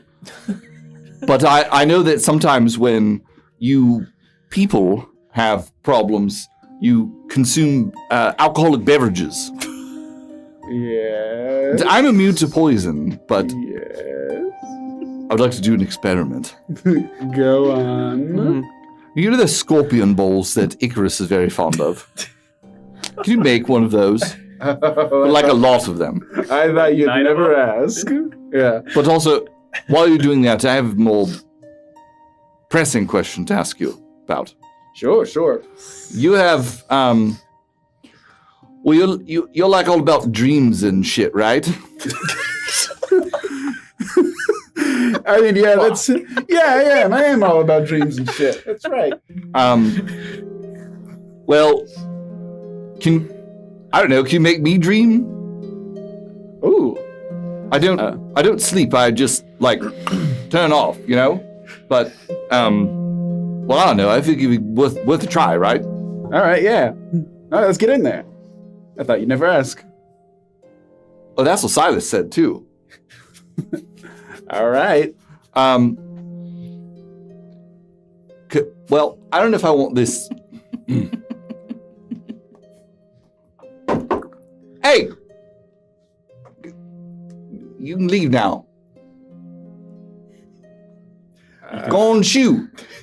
You can feel that there is this reverberation. There is something that is affecting the natural ley magics which are powering you, and it begins to phase out and through you. Okay, I see. Silas's spirit. Okay. Oh, that was very bizarre. Yeah, you and me both, man. What's wrong with you? Nothing. All right. Dream time, right? Yes, well, give me that first. All right. Here you go. And he drinks it like he is pledging the fraternity. Yeah, that's right. It has no mechanical effect on you. Oh, blast. All right, well, option B. To try to make me dream. Please. All right. Yeah. I mean, if you want. Okay. Yeah. Lay right here on the ground. And it, like, he just like, Like a trust fall. yeah, just like, because it doesn't hurt him. It's just like, Uh-huh. like a lead weight. All right. All right. You said you could shut yourself off? Yes. Do it. Oh. You're in charge now, Jabanu. All right. So I'm going to set up my, my little incense sticks or whatever, and I'm going to do my dream ritual. Beautiful. To get into his head. Now, it's important to know, it's not going to fail, but there is a slight difference here. Whenever you are going into essentially a non-construct individual, an individual that has essentially the fullness of their soul still intact, having not maybe broken off a sliver of it to create a steel defender of some kind, or maybe not to be housed within a soul stone, within a soul forge. Of course. But you can find that connection. You can pinpoint it. It takes a little bit more effort and a little bit more work. So if this ritual were a 10-minute ritual, it's probably going to take you 60 minutes. If it was a 60-minute ritual, it's probably going to take you 2 or 3 hours. Okay. Let's see. Yes, that'll be... I haven't had to pull this up yet. This is very... yeah, a 10-minute ritual. So It'll take you about an hour. Yeah. Oh, I kind of beat a sweat. You've got a lot of defenses here. All right, hold on. Just gonna... Intruder alert. Not bad. All right, kind of. So yeah, I feel like I'm in this sort of psychoscape, kind of going past, to me, what are manifesting as a bunch of strange geometric barriers or almost labyrinth-like entities. And instead of, the little 10-minute wading through it like I'd usually do, I'm in this strange... other world, and I'm kind of have to make my way through, and yeah, it'd take me an hour. Eventually, after that hour, you would arrive what looks to be rolling green hills. And you would see that at the bottom of your field of vision, there's a blue bar, and there appear to be a number of floating icons on the left side of your vision, right above a start button. Does one look like an E? Windows 98. That sounds right. All right. At least it's not start. Vista. I'm gonna start. What kind of dream do you think you want to make for Enoch? Oh, Open up there's paint. not one already happening. No. Not at all. Blank canvas. A blank canvas on paints. Windows Oh, 98. shit. All right. Let's see. You had to click on it, though. Yeah, click. Okay, now you've opened up paint. Okay, what's something that won't freak the guy out? I'm going to recreate our campsite exactly, and I'm going to put Enoch where he was. All right. I'm going to ease him into it. Yeah, well, I didn't think it would work, but I thought it was worth trying. And I thank you for doing so. Yeah, of course. It was worth a shot. And then your steel defender walks towards you on 2 legs. Yeah, it was worth a shot. Yeah, just ease him into it. He had 6 seconds. He couldn't resist. He had a few seconds. Yeah. Clearly, it's malfunctioning. Nah, big guy. You're the one who's malfunctioning. We're just in like a passage. And he's going to float away like a balloon. Is this what dreaming is like? Sometimes, yes. Welcome. We're in the dreamscape now. And then I'm going to swipe the sky so that all the stars rotate rapidly. Yeah. I decided to make it our campsite to sort of ease you into it so you wouldn't freak out. Do you think I was too stupid to handle a different kind of place? No, I don't know. It's someone who's never... Listen, for someone who's never dreamed before, to suddenly have that happen to them, I've been there before. Really freaks you out. So... Oh. Of course, you were once an elf, and you did not have to dream. Still an elf. Ouch. Well, I mean... Become something else. But Yes. you're more now. Yeah. than you were before. Yeah, or less, depending on who you ask. But yeah, No, you have powers and abilities. yeah, it's true. I can make all kinds of magic things happen. As you're But flying through the dreamscape right now. yeah. But anyway, here. What would you like to wear? What did I like? Well, I never. What I like. Never really been asked that before. Wear the uniform, I think. Can I wear? Oh, I know. And I imagine the fancy robe that we found. Yeah. The Gasigian robe? No, not the magic electrum. one. Oh, The okay. electrum. Okay. The non-magic one, but the very Yeah. shiny one. Okay. Yeah. Just a nice robe. All right. It's just like the only clothes that I you can think when of. you imagine it, it happens. Ooh. Yeah. I snap and a cigar appears floating in front of you. Oh, no thank you, I do not smoke. Oh. Although I suppose I could now, because I'm in a dream. It appears again. Why am I coughing? I'm in a dream. Exactly. I snap and I'm wearing like a cool mint green suit. Hair tied back. It's really cool, guys, okay? I suppose, Giovanni, not that I But it don't looks right at like the fourth this. wall. I thought that dreams were supposed to be, I don't know, I thought that they were supposed to be profound and to teach you something that you would carry on into the waking state.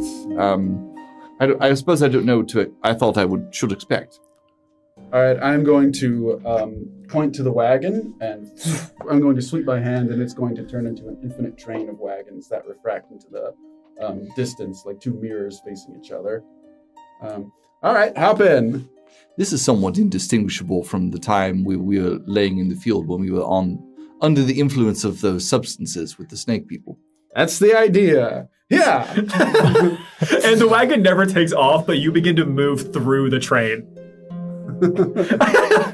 Yeah. So the wagon's gonna take off up into the sky, and as it hits, it's going to be like it's hitting water, that like an upside down clear ocean above you that was reflecting stars all along, and now we're shooting through a sort of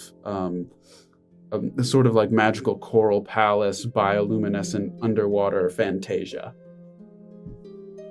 I've been working on a new one. So you do this for people and they pay you then? Sometimes, yeah. I suppose this is an awkward time to tell you that I don't have any money. No, it's okay. Friends and family discount. Oh. Well, I haven't been very much of a friend lately. Are you kidding? You've been a great friend, Enoch. No, I'm not kidding. I think I'm very bad at that, in fact. I mean, I know you weren't kidding, but yeah, no, you've been a good friend. I mean, look at that. And I'm going to, and as we pass by, a screen's going to appear, and it's going to start replaying some of Enoch's best and most generous and most heroic moments. The greatest hits. Oh, Yes. that's the time I killed the frog thing. Yeah, that was pretty cool. Yeah, and look at how often you and look, there you are protecting Irelis when I went off to, do other stuff. Probably should have a conversation about that at some point, but look, that's all right. Now's not the time. Well, Yeah. I suppose I have very recently said that the intentions don't really matter, it's the outcome. Oh, here. Aiden, in case you wanted to see, here's your what your wife and child look like. What? Oh my God! and then I play my memory of the movie that you didn't get to see. Just the scene of it where Hermes is with his wife and kid.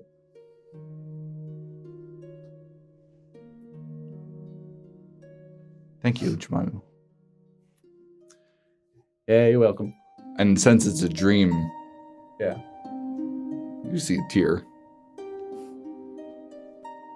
Okay, listen, I know I've been doing stuff without asking you, but I'll ask you right now. Do you want to go in there? No, Yeah. I'm not ready yet. You can come back whenever you are. Might have to figure out how to make those scorpion balls work on me to get me to go in there. Do you want me to try and probe any of your memories? No, I've been probed enough today. Yeah, that's fair. Put that spirit in him. And then, Holy Spirit, activate. Jibanu, you've given me a gift today. I can see why people pay you for this. Yeah. But this is all quite a lot. I would like to be done dreaming. Is that possible? Yeah, that's perfectly possible. All right, and then you see, we like burst out of the water, and your steel defender floats down next to you again. You just have to believe. Like it boops you on the nose. Yeah. Boop. And then whatever your normal resting state is, It's just blank. just blackness. Yeah. Yeah. I think Jimano comes out of that sweating a little bit. That was a lot of work that time. Yeah. Woo! Constructs, huh? Did you see that? Did anyone? No. You can see Pip is sitting on the window ledge of the carriage, looking out there. Holy shit! You did you really talk to me a second ago? Or am I just losing my mind? Motherfucker. Times back inside the carriage. He's got his little crown on. Yeah, nerd. He's just a fucking shit stirrer. That's all he is. Yeah. If you eat my pillows again, I'm gonna put you on a skewer. Fry you up, make a little pip kebab. We'll see. Anything else for Enoch? He's sleeping. Good. And by sleeping, I mean just being off. Often. What's going on with Ajax? I'm so glad you asked. I see the whole thing of Jibanu taking Enoch into the dream world, and I think it's a perfect time, and I pull out my handy-dandy clipboard that has the names Reginald, Carl, and Fresnick, and I go to each member in the group to name the Steel Defender. Those are the options. God damn you all. All right, everybody vote. What are the options? All I right, go to what Silas is- first, and I what? hold up the clipboard. So we have Reginald, Carl, and Fresnick. Which one do you want? For what? The Steel Defender. I'm gonna point at it as it has like stickers and paint and glitter. But Enoch wanted you to name him? Yes. Okay, best friend. I have no reason not to believe you. Yeah, it's true. It's true. You are my best friend. And you're a liar. What were the options again? Reginald, Carl, and Fresnick. Can we call it Reggie if we pick Reginald? I want that one. And I will mark down in my clipboard. I have glasses as well on my mask. Thanks. And I will go to you. It's before you were asleep. Oh. I stand kind of far away from your tent because I'm scared of the fingers stain. Oh my god. I have a question. Salutations! Hello. I have a question. You see that thing over there? And I point at the Steel Defender. Yes, the construct's offspring.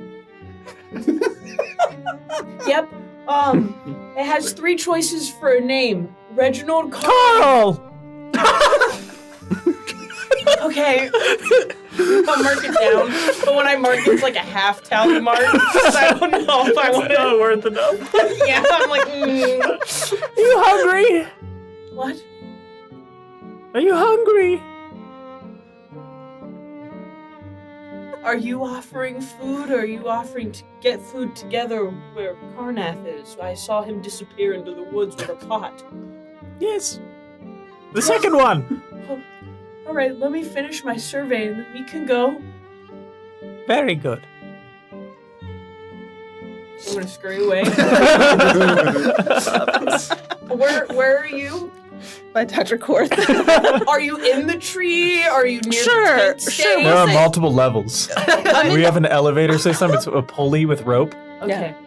I'm gonna scurry just a little bit so where, like, I'm not... She is now on the floor. I'm still scurrying away from you. Iris. Reginald Collar of Fresnick. And I'll point back at the Steel Defender. I'm glad that you didn't choose him as one of the options.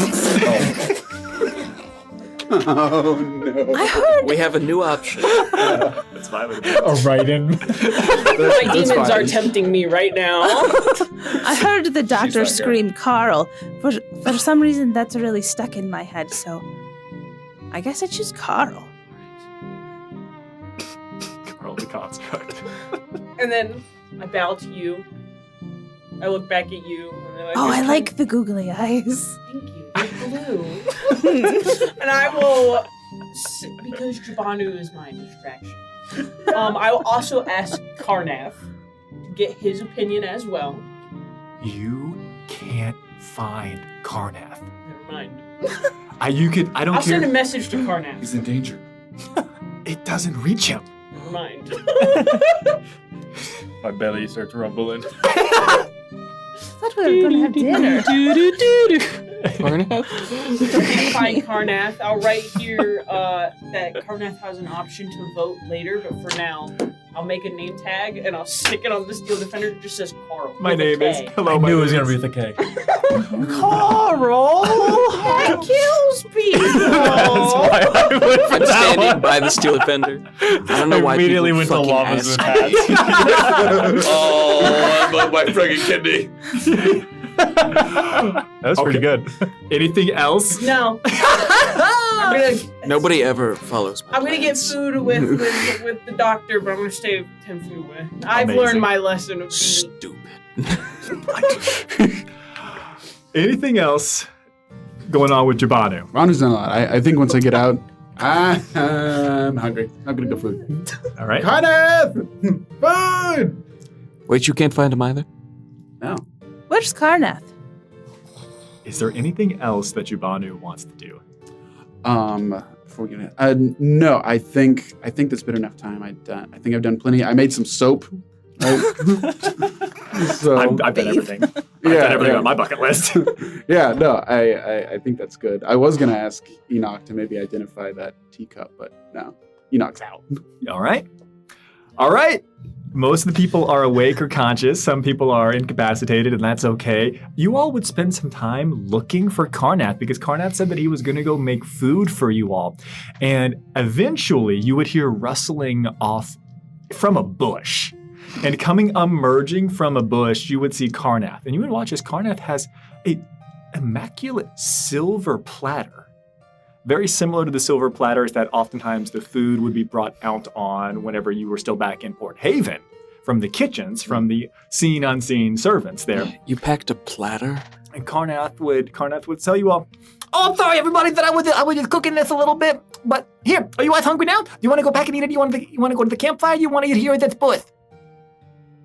The bush. Wait, you cooked it in the bush? Well, it's pretty close by, but This looks like nice and this looks very well. What'd you cook this in? Carnath, where were you? here.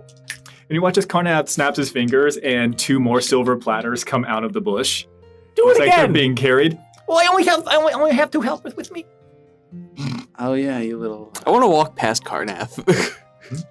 Into the bush. Yeah. You walk into the bush. Where were you cooking these? Yeah, how'd you cook these? No, stay on the kitchen. Stay on the kitchen. You can't handle it. I'm going in. You bust into the bush kitchen, and you're in the bush for a second, and you Hey, emerge. Chelsea. Yeah, rip. Not Rip, She's Chelsea. there's so many reasons why she's going to be so sad that she wasn't here. Yeah, you plow through, and you come into an opening. It looks like it's a glade of some kind, and it looks like it's empty. It looks like it is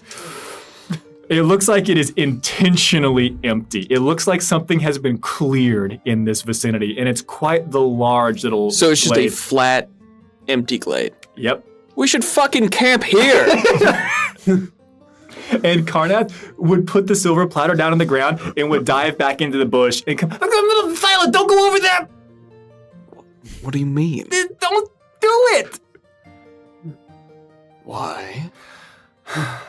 You all can just, it's just one bush. Like, you all can hear this conversation happening on the other side of the bush. I'm gonna get I wonder quiet. what they're doing Carnath, over did you- there. I'm gonna go Put a around trap it. in the glade? No, I didn't put a trap in the glade. That would be dishonest. Flashbacks from when I said to the bush. Carnath, you're being dishonest right now. I'm not. attempting unspoken communication with you.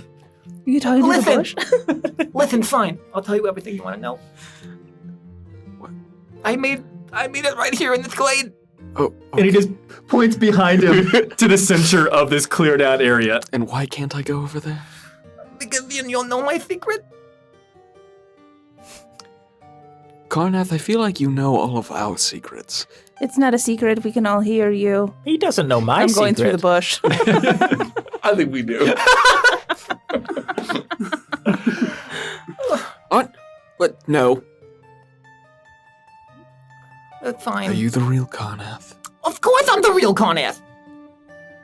Carnath spoke very ill of keeping secrets from our friends. There's been a lot that changed over the past, roughly, 94 days. Jabanu, the ring. No, he's not a. Is it going on? No, he's not a shape changer. Then what's wrong with you, man? Fine. Now that most of you are gathered, I think it's time that I reveal my secret to you. You're going to keep your clothes on, right? Are you really a giant? No! Oh God, you're going to take them off. No, I'll leave them on if you want. I Why is would that prefer your that. first guess that he's going to take his clothes off for a secret? Look, in the week that I was in Port Haven before I met you, there were some strange happenings. Do you remember that Kai fellow? If a mask could roll its eyes. Yes, I do. Do you have any further questions? No. Please. Well, thank you. We've been traveling together for so long, and I've been trying to make myself useful. But you all have just been doing so good, so you haven't needed me. And I was going to offer it earlier, but then I just didn't think that I thought it was too late because you all were just really good at camping. And I really enjoyed all of our sleepovers together, so I just didn't think I wanted to bring it up. But then you caught me. Well, Carnath, we wanted to make it easier on you. You helped us so much in Port Haven. And you watch as Carnath reaches up to the necklace that you all had given him, and you watch as he reaches past that one and pulls out another necklace. There's a lot of jewelry.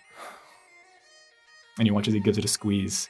And filling the glade up behind you all, you would watch as Oddballs Tavern materializes. Holy shit!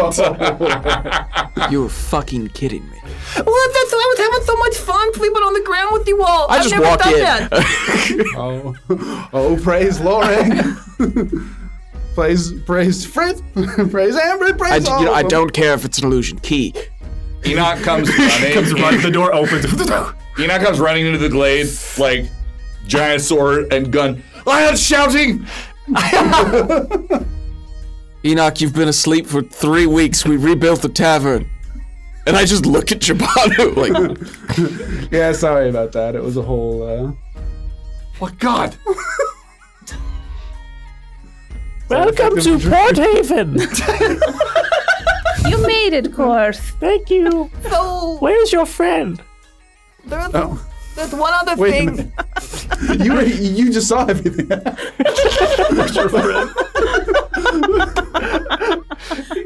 Carnath would say, there's no way this is happening right now. there's one other thing, and I've been feeling pretty sick about keeping it to myself, but I just didn't have anyone to talk to. Wait, is there just a big gap on the street in Port Haven right now? I don't know, I'm not there. I am. No. No, you're not. Oh, Out with it. okay, don't yell at me, Silent. No, I'm not trying to yell. This is a lot. That's what he This does. is very nice. Well, I don't know if you all remember, but there were some things that had to be taken care of before we all left Port Haven. Yes. And you all were so busy with wrapping up all the things that were going on that there was this individual, and they were pretty greasy. I think their name was Lavav. Oh, Lavra Harris. Yes. Mhm. closer of deals and something else. Well, he was there trying to get me to sell the place because I was a little bit behind on some of my bills. Wait, what? That's because you don't charge anyone any money. Carnath, we have a wagon of money. Well, so I agreed to sell the place. It was weird, though, because the way that he was going about this, he said that he wanted to buy the land that it was on, and then he wanted to lease me the building. I love this, Carnath. Wait, So I sold it to him. you sold him the ground underneath Oddballs. I did. And you took the whole tavern? And did he give you this? So I left it there for a little while. Like an hour? Carnath, But then I got hungry. Carnath, you genius. No, you need to spell this out. Get over here. I'm going to pick him up and hug him. They gave me 30,000 gold for it. What? Yeah, it's upstairs in the bedroom. Can I go over to one of the platters and just start eating? Yeah. Wait. You have a room with Oh, wow, 30,000 wow, crazy. gold pieces in it. Yeah. That's what I said. You have a vault up there? Well, that always said that we can make some type of changes or adjustments to it if I had enough time. But I just never really been interested in doing it, and I've been having so much fun sleeping on the ground with you all. It is nice. I promised it was going to come up earlier, but you all just kept doing such good rolls whenever you were traveling across the continent. I spent an hour hauling bathwater for Jabanu. You can sell that now. He was making soap. Check out our Patreon. Silent water. No. You know what? The bathhouse is still up there, right? Well, yeah, if you want it to be there, the rooms, you can change the rooms into whatever you want. Everyone, I believe this is what they call glamping. Goodbye. Well, if we do end up saving the world, we can open up a bed and breakfast. I was attempting a joke. Thank you, good doctor. So does this mean that we're not going to be camping outside together anymore? Carnath, you can sleep outside for as long as you want. Well, I want to sleep wherever you got to sleep in. Can't you make one of the rooms up there into a campground? I mean, can't. you saw my room earlier. It was basically a campground. We could just go back outside if we wanted to sleep outside. Yeah, we could. But I'm not. He calls from a second-story window. Yeah. Well, Carnath, you've made at least Jabanu very, very happy. And all the rest of us are very happy as well. Oh, yes. It's here. It's all here. I could not be happier, actually. We just might want to be careful about how we going back to Port Haven, though. I don't think we need to. I will now. keep that in mind. Thank you. We have a whole ship there. Well, yeah, but that's not in the city. That's at the docks of the city, outside the city. Well, by the time we get back, I'm sure we can just kill Azavra Hellis and it'll be fine. Well, What? I mean, You said he's greasy. well, no, he. We're very greasy. Why do we have to do violence upon that man? I don't know. We don't have to do violence. I do like the We won't motion. kill him, but we can probably, rough him up a little bit. Enoch, Take him, today of all days, really? we'll take him to the authorities. It's the law, after all. Wait, Look, and I'm gonna Enoch is so pull happy. out the ring. I still am in kind of charge over there, so. There you go. Well, it seems like everybody's taking this a lot better than I expected. Do you happen to have just, I don't know, 3 of the fonts of Frith in there too? That you just. No, I do not have any of those in there. I just felt like checking. But I have been. I've been sneaking into my dad's lab. Between the camping. Honestly, while we've been traveling. Is that where you keep running off to? We all It's thought climate control. we thought you were sulking. No. What are you doing in the lab? Well, I was looking at some of the things that he's got in there and how he would created the fact that, the keys in the rooms, they're all a little bit different, and you can change them. Yes. Well, I figured that maybe I'd start playing around with that a little bit. As you all now have access to the Bastion system, utilizing Oddballs Tavern to make adjustments accordingly based on the amount of gold and time that you are willing to spend doing so into a place that from the very beginning has canonically been all about adding on, changing, and adjusting the rooms and what they're able to offer for the individuals that stay there. Is Carnath willing to throw a nest egg of, 30,000 gold into it? What's up in one of the rooms? I don't have any use for it. The place has already also clearly been someplace that has been able to consume gold from the very beginning. You watched in the very first couple of sessions that whenever there was payment or gold offered, that it was just tossed into the bar. The building itself absorbed it. Oh, wow. Moving I remember forward, that, yeah. you don't have to buy or find some place or someone in order to make these purchases from a store, from an establishment. You're going to have a small commissary, and whenever you have acquired enough gold, you can put it into the very building itself. It will then transmutate that into whatever it is that you need to have changed or augmented. Hit my bastion. This counts for a long rest, right? When you use it.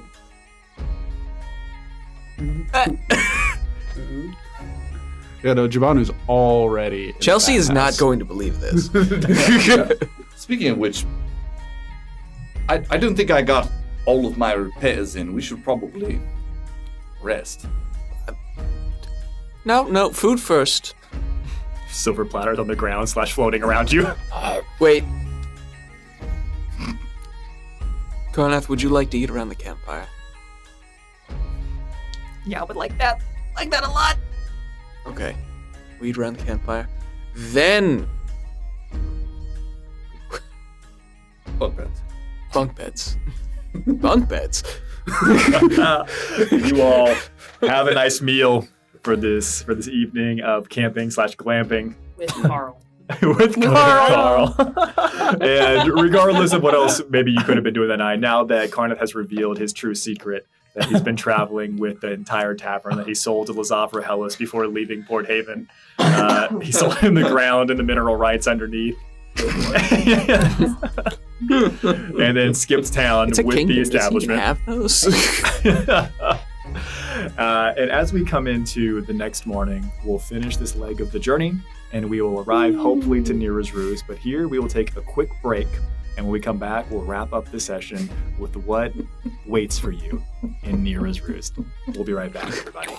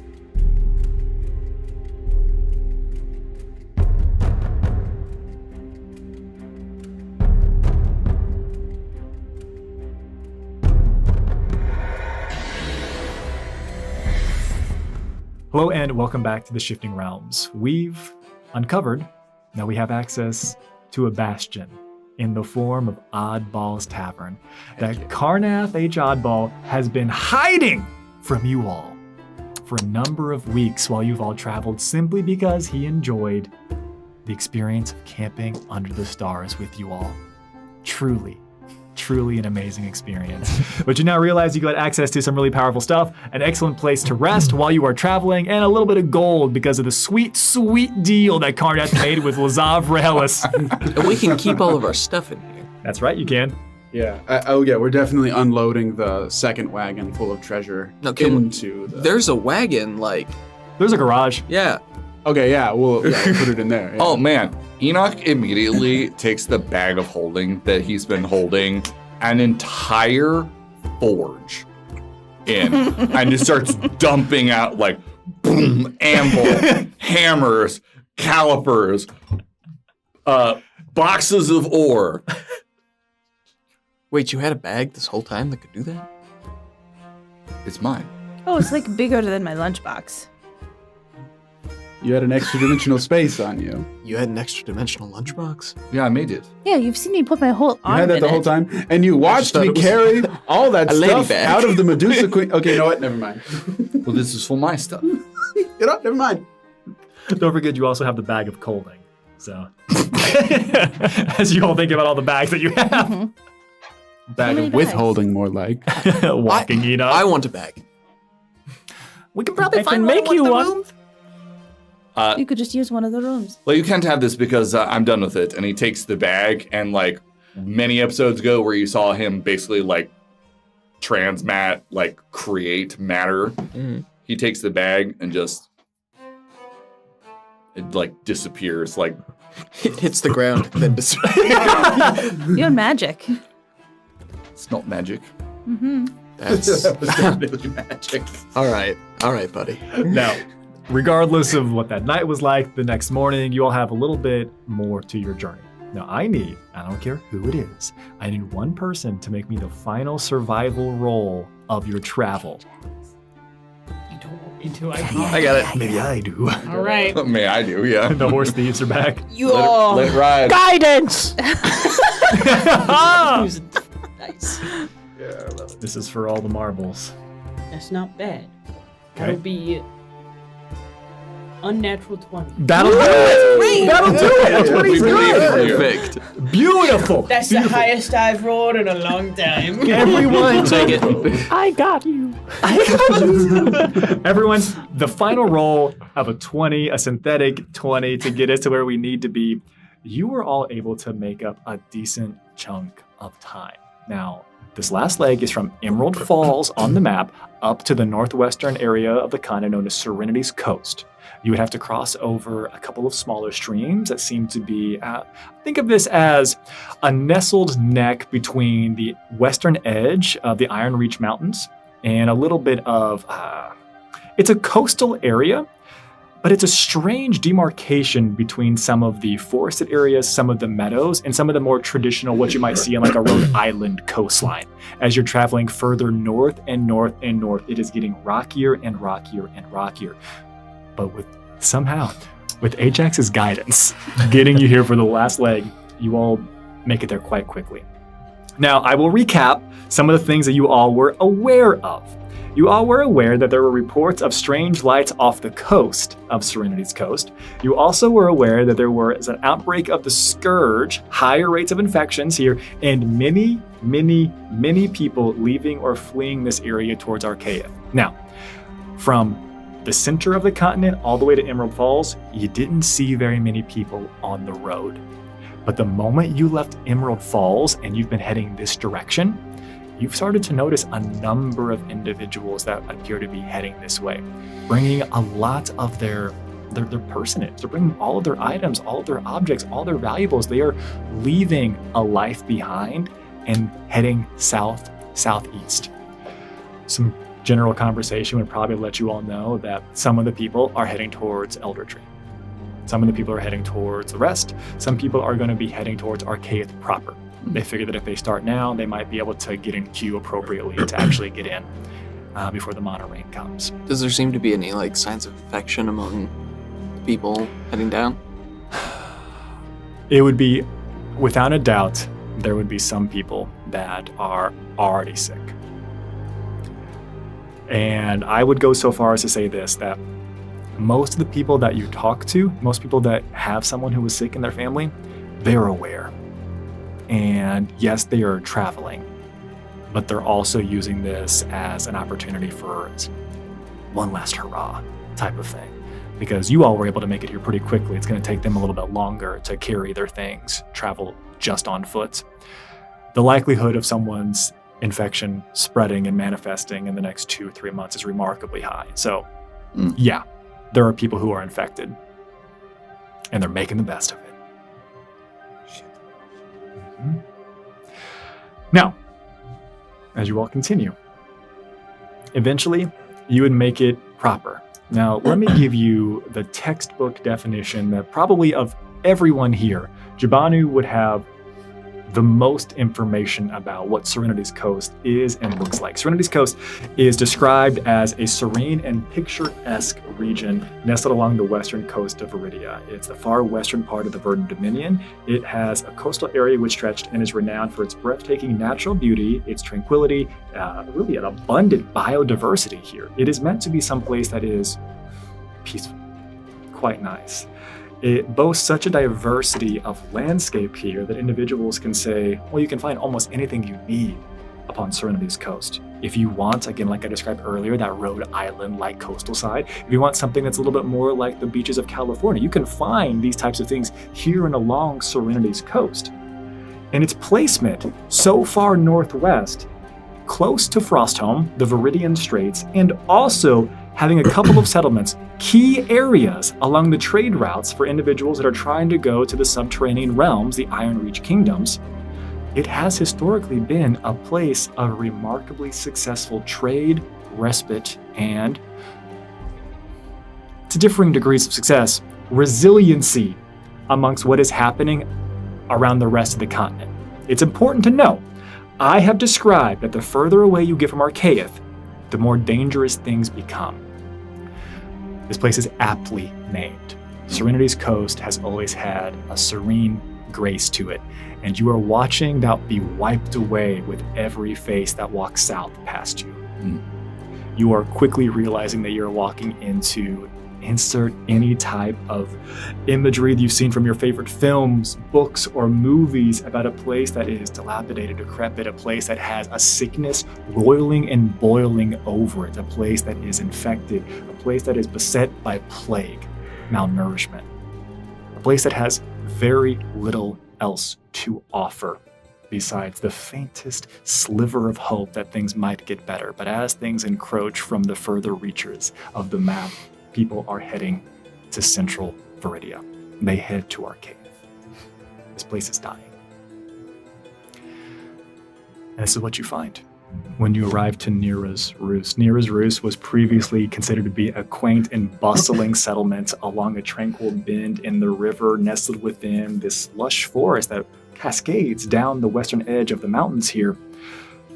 This idyllic village has continually served as a vital waypoint for travelers and journey, people who are attempting to maybe catch a ship, not from a major port, mind you, but some type of privateering vessel to Frostholm, or to attempt trade with the dwarves.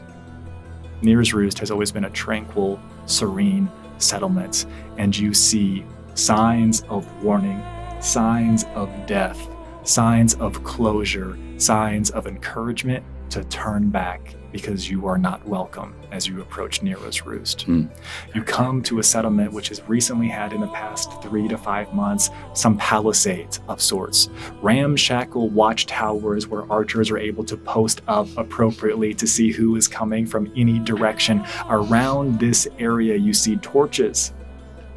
You also see that there are things placed in the road that are meant to slow you down on your approach and to make it remarkably challenging to bring a wagon into this place.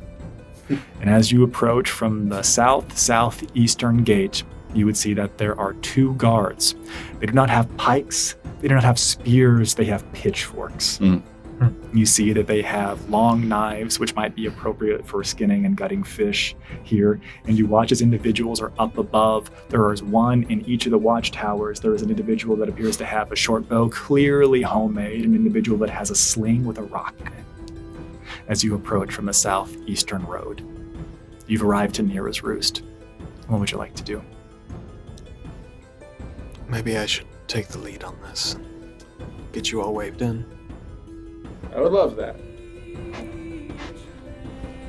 And I will break from the caravan, like our 2-wagon caravan, and like approach up to the guards. You get about 30 feet away, and they would kind of hold up their hand. They would call out, "I'm sure you have just as great a story as anybody else who's come through here. Please, stop. Turn around. There's nothing for you here. We don't want any trouble. But we don't want any trouble for you either. Please, turn around and have a nice day." Trouble's kind of what I do. You watch as an individual from up above. You can tell that they have a better vantage point of you and who and what you are. And you would hear a slight whistle. Individual that you are talking to kind of looks up. You watch as they kind of step out, maybe get a better vantage point. You are maybe behind one of the upturned wagons that are here intentionally to stop you and slow you down.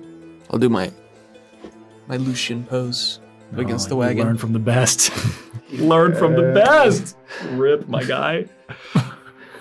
As he says, "Apologies for my forwardness. Have you come here on a contract? Has someone called you or summoned you?" Nope. Just passing through. You can tell that they seem disappointed that you weren't summoned, called.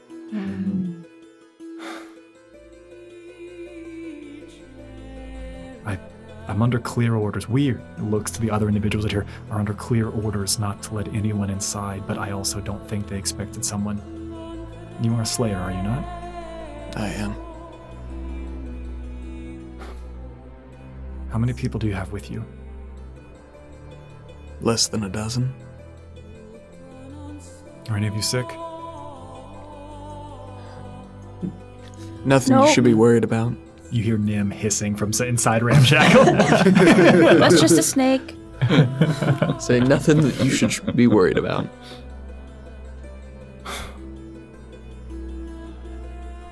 Truly, I want to let you in, but it's not my decision. Are you all good to stay here for a few moments while I go find someone who can make that decision? Mind if I wave them up to wait here? Leave the wagon, but yeah.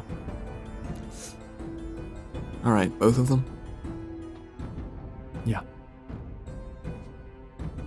Okay. You can do what you need to do. And I'll walk back and get everybody. You willing to leave the wagon? No. I'm staying with the wagon. You guys, I'm staying with the wagon. It'll make him feel better if you just walk up, and Misa can pull it up by herself, right? Chibanu, I would leave Steel Defender with the wagon. All right. Fine. What about our baby? I'll It'll just be, take them with us. We'll bring the baby with us.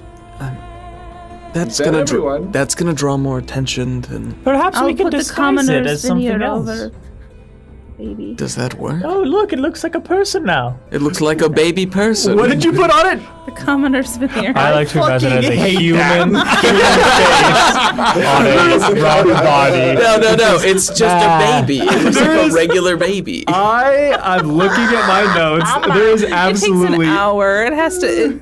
I'm just putting it on as like a cloak. Nope, it happens. This is happening. Because I'm reading my notes right now. It says, when you wear this simple homespun scarf around your neck. Okay. At the very end, it says, okay, whatever. I'm going to choose to not read the last sentence. Okay. As the baby Jimrock becomes an actual human baby. Oh, congratulations. Sorry, baby. This is weird for you. But it still sounds like a bird. Uh-huh. That's gonna be mean- hard to explain. Not really. It's a baby. They make noises. That's that one. After a little bit, you all come back up and gather. Yeah, we'll put that one under the rug. Yeah. And the gates here would kind of swing up. It looks like it's some type of system where the palisades themselves are weighted so they can be sealed back down, jutting into the ground itself. They are being pulled by something behind the palisades, lifting this up. You can see the sharpened logs, essentially, that dig into the ground. We'll now tell them, then having we'll get her. channels. We'll have her wait in the woods, and She we'll get her hisses back again. later tonight. And you would watch as two individuals would walk out of here. There is an older human female. She would introduce herself to you as Ms. Rollins. Has dark complexion, dark skin. She would also have at her side someone that she introduces as Tara. Tara Strider. Tara is a dwarf, a female dwarf. What was the last name? Strider. Do we know Strider? That's on brand, Aragorn. Yeah. Okay. That's where you know that one from. Exactly. So before these two It's have name brand. walked up in the wagon, you saw Enoch sort of tinkering with something, and his face began to change, and Oh no. he looks like a human. Does he look like a human from a movie? Does he look like her? Looks like Hermes. Oh, are we doing disguises? Cast alter self on myself. How intriguing. So he's like a scrawny ass dude with like a big ass sword on his back, but is what it is. But it is what it is. Wait, doesn't the sword like connect to you? Not in this form. It's an illusion. But it's inside of him. All right, Carl, you watch my wagon. Yeah, what are you gonna say about that, Hermes? See you later, He Reginald. like kind of like pretends he didn't hear that. Goodbye, Carl. Collectively, between Ms. Rollins and this individual that's been introduced as Tara, they would tell you all the following. They would tell you all that at this point in time, Nera's Roost is not accepting guests, visitors, temporary residents, or anyone else who is looking to pass through, whether they are heading north-northwest to catch a ship to go to Frostholm, or if they're attempting to find some type of connection with the dwarves. However, they would tell you the following. Given that they did not expect a slayer to come traipsing to their front doorstep, they are willing to offer you some type of temporary placement. They would tell you that recently how would they phrase this? There are more vacant homes here in Nera's Roost than they know what to do with. And they will put you in isolation. You are not necessarily to interact or to engage or to visit any of the common public places, but you may stay here and they will pass you any information that you need or request, but they're asking you not to engage with the individuals of Nera's Roost on your own. If you have any questions, it is to leave a note or leave a message on your door or on Ms. Rollins' doorstep. You can pick it up and wait for the next correspondence. And they are asking you to do this for your safety as well as for the safety of the current residents who are not sick yet.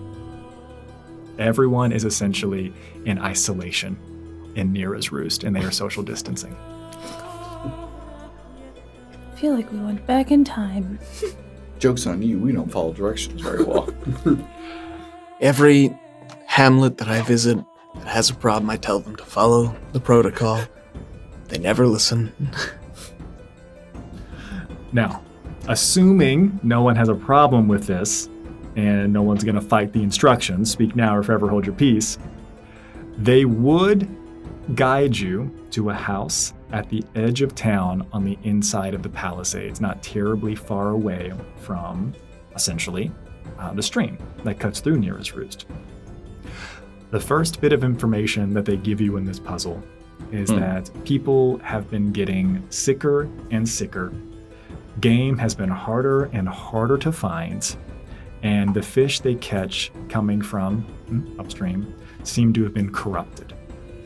They also say that in the past several weeks that they have been plagued not only by sickness of the Scourge here, but also as they are being ransacked and attacked by flying monstrosities, which come from the northeast of here as well.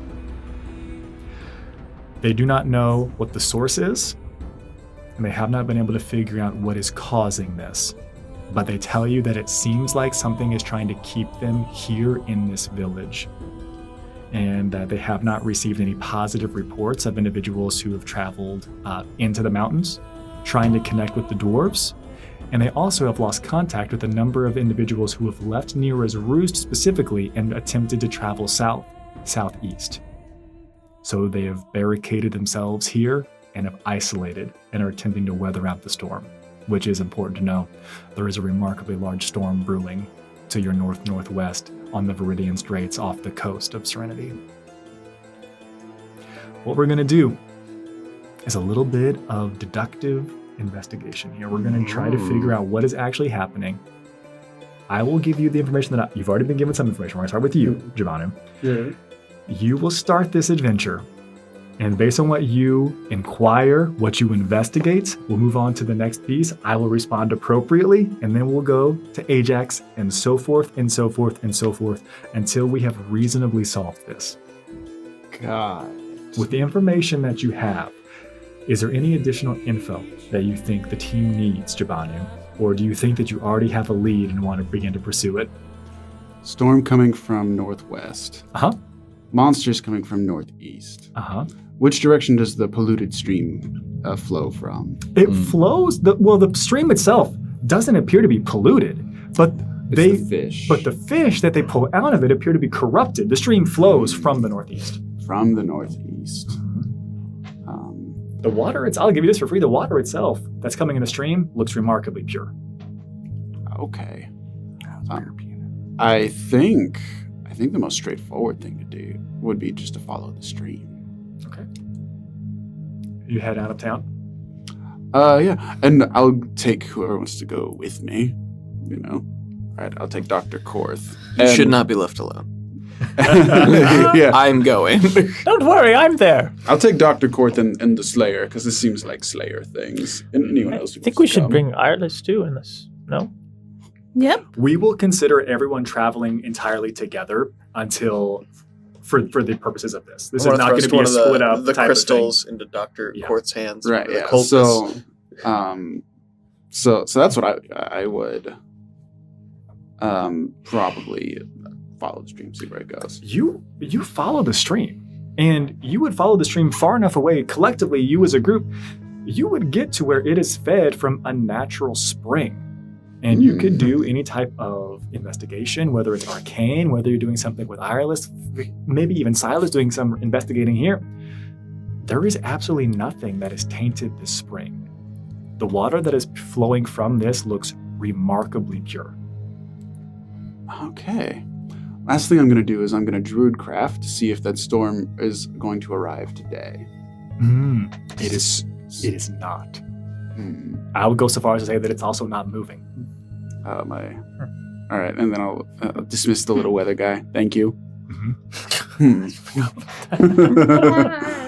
Yeah. All right. All right, that's all I got. Okay, I add this. You all find that it doesn't appear that the stream or the brook itself, right, seems to be corrupted or polluted. It just seems to be the fish that they're pulling out nearer closest to the village seem to be corrupted. I would go so far also as to say that if you were to fish while you were up here, you would also quickly see that the fish that you're pulling out of the stream near the brook, actually near the source, do not appear to be infected or corrupted whatsoever. Really? The fish near the source seem fine. When we get near the village, they're messed up. With this information, what's the next thing that Ajax leads the party on? I think Ajax would just take Silas, since we're supposed to isolate and quarantine, and I would make myself look like Castore Interesting. to ask the higher-ups more about the people that traveled south. What kinds of people were they? Were they just normal villagers? Were they guards? What was their purpose of going south? And I think having a Slayer and being someone like Castore Yeah. will get more information. You should than- answer them. He's got some swagger. Yeah, right. You are attempting to talk to people, and most of the people Bonuses. are attempting not to engage with you because they're attempting to practice the best social distancing practices. But But I'm Castore. right. So. But the end of the guards that were at the fronts, you would find them between shifts, and they seem like they're a little bit more amenable. They seem to be the individuals that they think that they want to help no matter what. And seeing the Slayer with this individual that they objectively do not recognize because they've never seen them before, it doesn't matter. Well, oh yeah, sure, you're with the Slayer. Don't worry, I'm sharing about her heroics that we've done and stuff. So. They begin to they tell you that there's nothing weird about the individuals who were leaving. The only reason they left was because they were sick. The ones that traveled and headed southeast, they're the ones that got the most sick and sick the quickest. And they're like, they made that choice for our safety and for our security. And then they would pause for a second. But you know what is weird about it? It's all the people who live around town center. Because most of the homes, at least, like not all of them, but most of the homes by density appear to be vacant now around the center of the town. Like it's spreading from the center outwards. And I say, so our running theory is that it's communicable. And so there was a point and it spread from there, which is why we're all practicing social distancing behaviors. Right, exactly. My next thing is does the stream cut through the town? It cuts around the town for the most part. They do a little bit of fishing here, but they're also close to the ocean, so they can go out to the ocean. Not right now because there's a storm, but I would say this as well, that like some people, wash or bathe or fish in the stream. Some people get water from the stream as well, but they've got a natural aquifer down below that they pull from the well here in town. That's it for me. Okay. I think that information is substantial enough. Yeah. What would you like to do?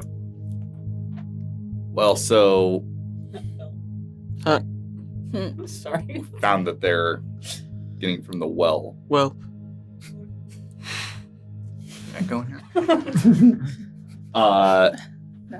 So I would go and ask the group if we can go investigate the well. well, And I'll let them know that I will climb down into the well, volunteer to do so, Well.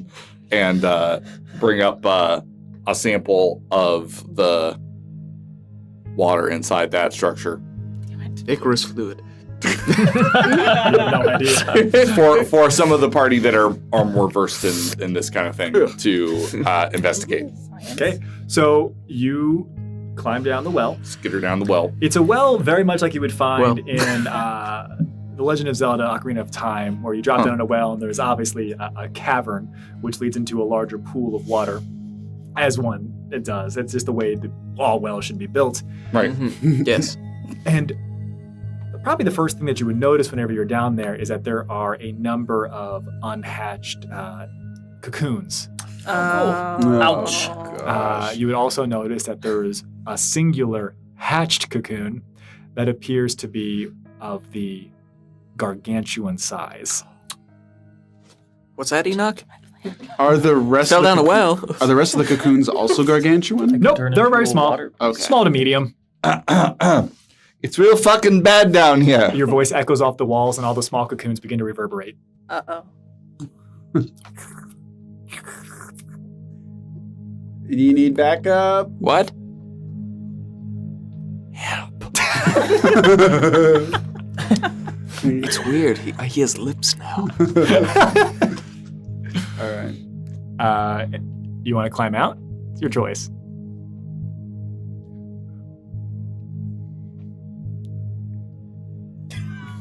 Make me an athletics or an acrobatics check. Oh, gladly. You're not gonna go. I have a climb speed. Fuck. I know. I do climb speed, but well, okay. Well, So God damn you guys.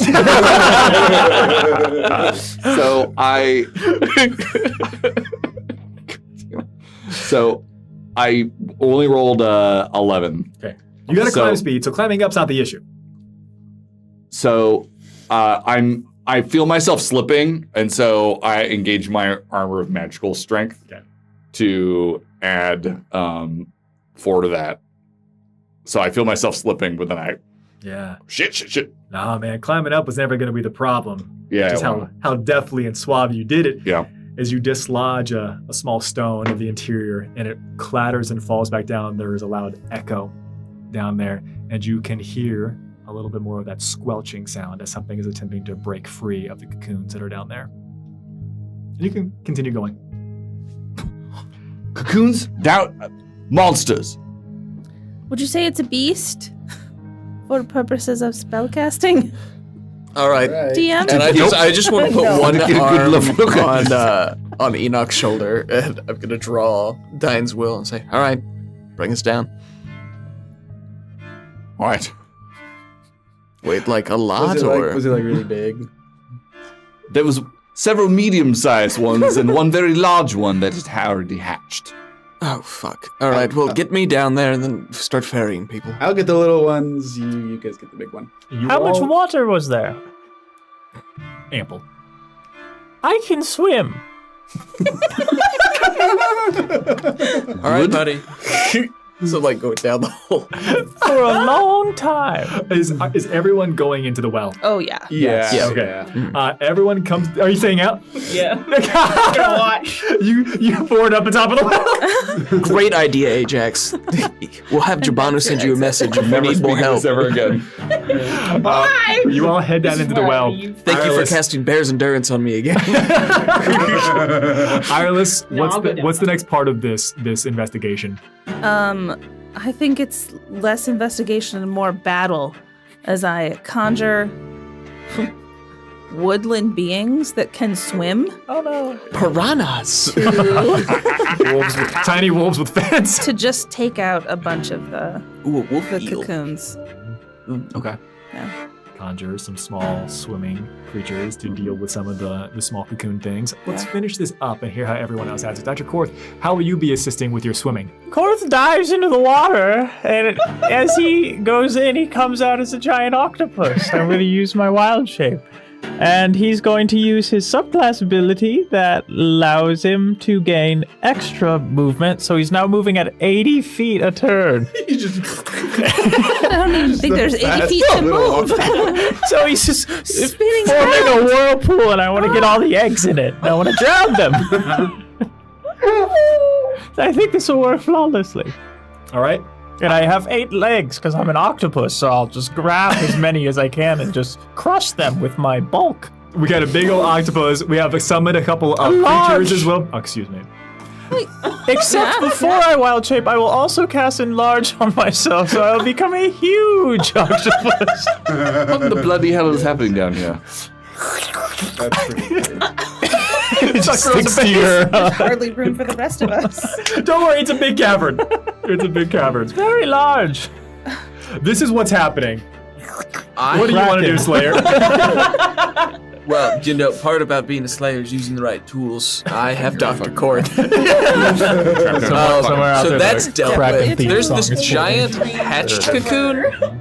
So I'm going to try to focus on that slayer sense to see if anything hangs.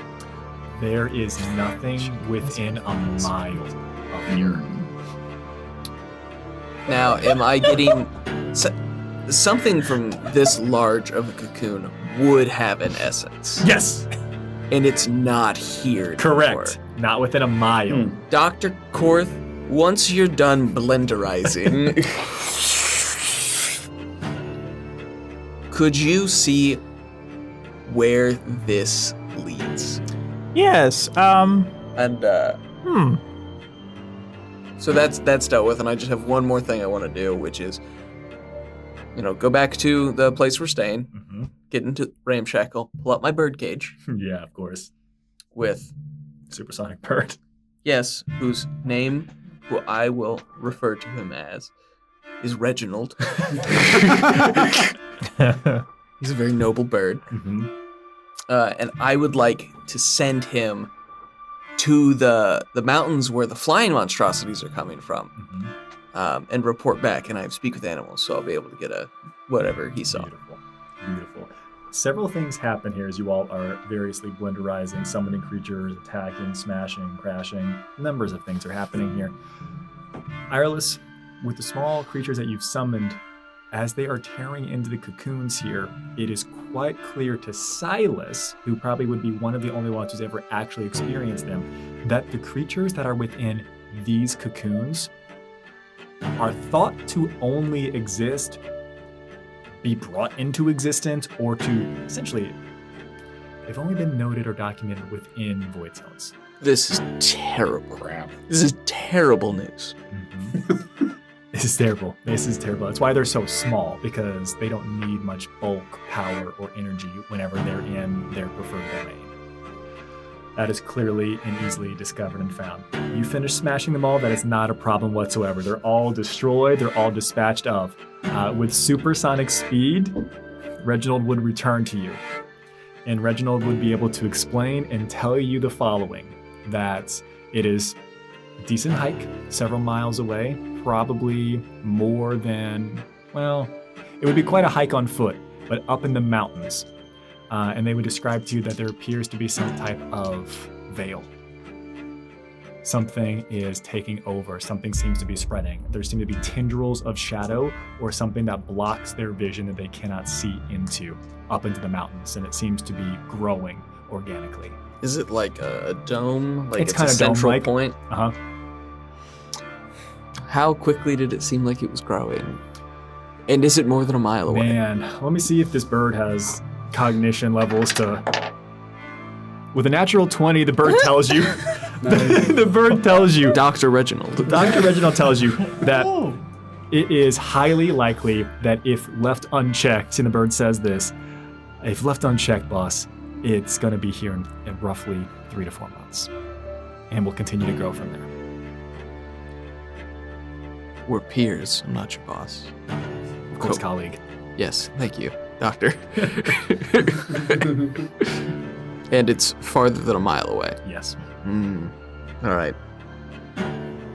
None of that matters. Thank you so much. Did you figure out where that leads out to? Did I? Yes, you did. Yep. I know you can still talk. Oh.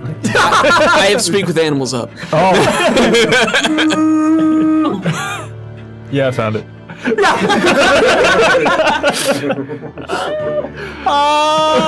Okay, where is it? I'll give you a very detailed description. Why do you... Speaking of whale. It's a kraken. I'm sorry. My bad. Speaks big. Speaks big. Yeah. Yeah. It would essentially, that channel that you would follow down would eventually lead back up into an even larger cavern, which would have fingerling tunnels connecting off of it. From that point on, it would be challenging to determine exactly where it goes, but you do know that it leads into other underground caverns that seem to be leading, you would be able to tell that they are leading north, probably up into the mountains. I will grab Silas's grimoire from his thing, ink a little bit, and draw a very detailed map on one of the pages with each of the lines. I'll close it and put it back in his pocket. Everybody gets one.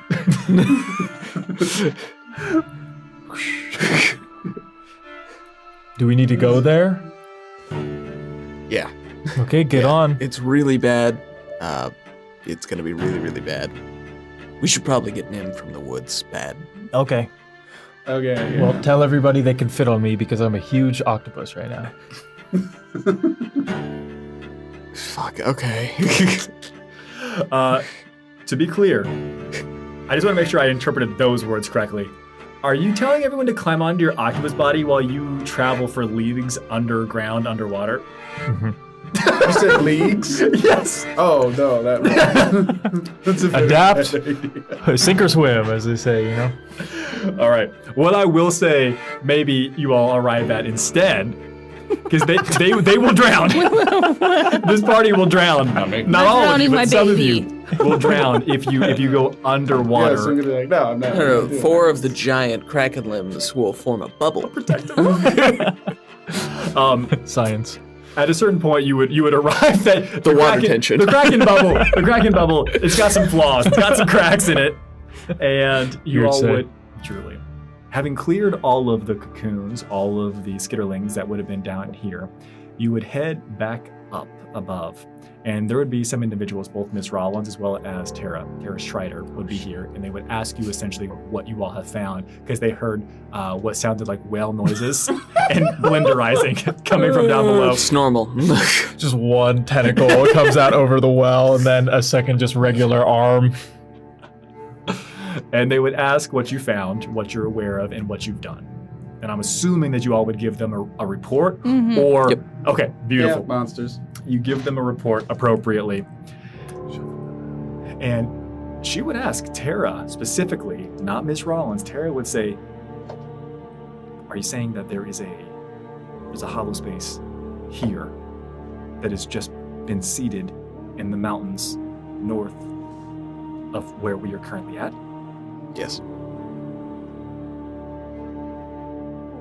You watch as she can't help but look east, not so much northeast as you've just described where it is, but she looks hard and due east, which for those of you who have seen the maps and are familiar with this would be towards the subterranean realms of the Iron Ridge Kingdom, which is below where you've just described this to be happening.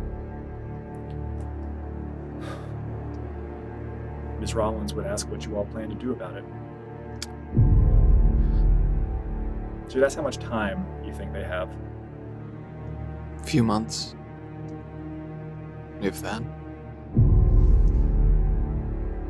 You would watch a plan begin to form on Ms. Rollins' face, and it would ultimately end with the following. How long are you willing to wait and prepare and help them to deal with this? I don't work for you. She asked anyway. She's asking for help.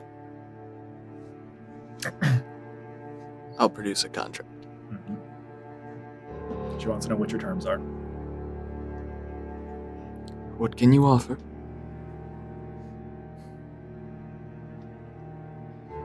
She would tell you that it's information and connection, because they don't have much in the way of coin or supplements or offerings that they could give to you. But she would tell you that if you are looking to get off the continent, that she has a connection with some past their prime pirates who have taken up residency in a cove to the north, and she could put in a good word if you're trying to get off the continent. That's awesome. That, and if you can procure this, we want a one-time free passage into the Iron Reach Kingdoms. And to leave. And some smoked fish. Kippers. The smoked fish are easy to accomplish. Interesting. You would watch as Tara would come forward, and she would tell Ms. Rollins that she agrees to this, and you watch as she would take off a medallion and she'd give it to Ms. Rollins. Anyone who thinks their character would have any relevant knowledge, you'd be more than welcome to make a history roll or some type of intelligence or role that you believe would be appropriate for lore expertise. Tourism will not work. I'm traveled. An 11. Wait, these are dwarves? Yes. I rolled a natural 20, but I'm not sure what relevant information and skill I would draw upon for this. Natural 20. Are you trained in history? No. No way, man. Intelligence is a dumb stat. What'd you get for it? Rocks. I Rocks and got minerals? Because dwarves. 15. 15. I'm proficient in history. Proficient in history. Isn't it? I won't accept rocks and minerals. I know some dwarves. You know some dwarves. I studied dwarves. You studied Did you dwarves. say you have a dwarf You studied friend? dwarf meat. There's no doubt about it. Did you get something? From the witches 14. settlement. With a I 15 speak or higher Dwarvish. history, with a 15 or higher history, It's labeled. you would recognize the medallion that has been taken off as essentially the crest, the clan crest of Underhill. Oh. Are we in their presence still? Yeah, you're all here talking the terms of the Okay. contract. They are willing to offer everything that has so far been requested. Oh, I see your Underhills. Interesting. You watch as Tara would just kind of nod her head in Yeah. acknowledgement. Very good interactions with a community of them. I would think imagine someone who's taken like 3 years of Spanish in undergrad, but like I speak dwarf. doesn't appropriately do it, attempts to respond to you in what they believe to be like their best lizard folk. I It's a say little bit patchy. in perfect dwarf Yeah. back. Very kind, but we can speak in your language. I really don't mind. And she would respond appropriately in dwarf. And she would notice my accent is wherever the Underhills I met were from. Cool. Very cool. One last amendment. I saw an empty lot at the corner. Off the square. I'd like the land rights and minerals. Carnath, like, Water life. For our mobile home. mobile home. Yeah, they would say they have absolutely no development plans currently. So they're willing to give you both rights to the land and the minerals. Is that zoned for residential? Yeah, definitely. And is, you yeah. have to zone it. Yeah. residential. May I have one livestock animal? They would agree. Okay. What kind? What do you want? Cow? Sure. Okay. I see. Start the way- high, I see the way you look at Liza. I see it. Is there any one? This is the final thing. Anything else you want in this contract? Okay. I'll agree. Would sign appropriately. Binding this would be bound both to a single chocolate. They would bind this both to Ms. Rollins as well as Tara Strider, and then would appropriately sign this, locking it with you. And this is what happens.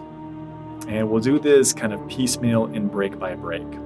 The moment that you specifically agree to stay and engage here, Slayer and the group and the party that is here, you would watch as Tara leaves. Tara leaves and she heads east. She would tell you all that she's going to get some assistance. Because if it's going to be dealing with the mountains and their homes, she believes that her family will be very interested in this. She tells you all that it's probably going to take a couple of weeks for them to muster the forces necessary to provide actual assistance for what you all are attempting and recommending to do, right? Simultaneously defend Nera's Roost and see if you can provide support to the Slayer as they attempt to deal with whatever this void zone hollow space phenomenon is. That's going to take a solid 2 weeks. You all anticipate and believe that Icarus should also be arriving in roughly 2-ish weeks. Believing that you've got more than 3, 4, maybe even 5 months before this becomes an issue, at this point in time, not a huge issue with that timeline. 2 weeks pass. Just scout and gather information. A small retinue, and I say small, roughly about 80 dwarves would arrive here. Nothing like a dwarven army. Speaking to them in perfect dwarven. And Tell them we're cool. We're cold. It's breezy. Speaks 0 dwarf. Striking. you're surprised when they begin to bring blankets over to you. It's like this is a gesture of friendship. He said he was cold.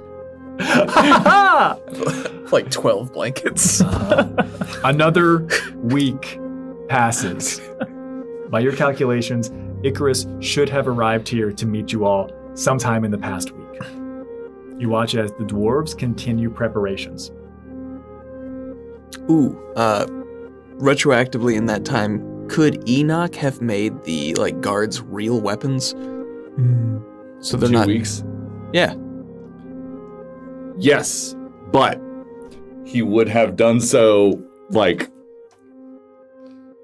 through an intermediary, had you bring them to them, because he is not. He's a man. He is a man, but only for an hour at a time. That's perfect. I don't want them trying to defend their place with pitchforks. Okay. In that interim week, create some additional weapons, some other things. A 4th week passes. As far as you are aware, it's about a week or 2 overdue for Icarus to have arrived. Hey!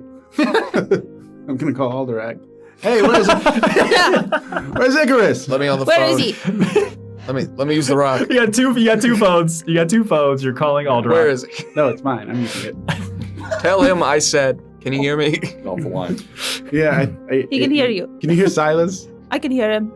You would begin to hear the sounds of Where's a Icarus? command center. You hear a number of voices in the background. You can hear ruffling papers. You can hear the sound of what must be pulled down maps being pulled and released multiple times over as they spin around. I don't know. Pretty much. Yes, how can I help you?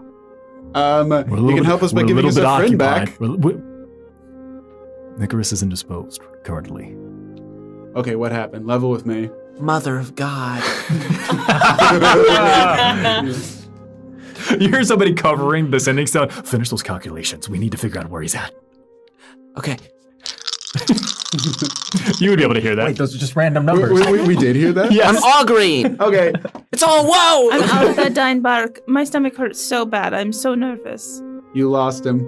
What happened? We didn't lose him. They lost him? We didn't lose him. They lost him. He lost us, if anyone's actually keeping track of this. So you're saying it's his fault. He just ran off. I'll call you whenever I have an actually update. makes sense. Well, just tell us what happened. You hear somebody go, click. But it's still open. Like the line's still open. They're It's not still- going to tell us. They're not going to tell us. Aldrak. Please find him. Quick. Another week passes. Aldrak calls you back. Okay. I'm on the mirror with Raya. Oh wait, hold on. I get someone else in. Hold on. Wait.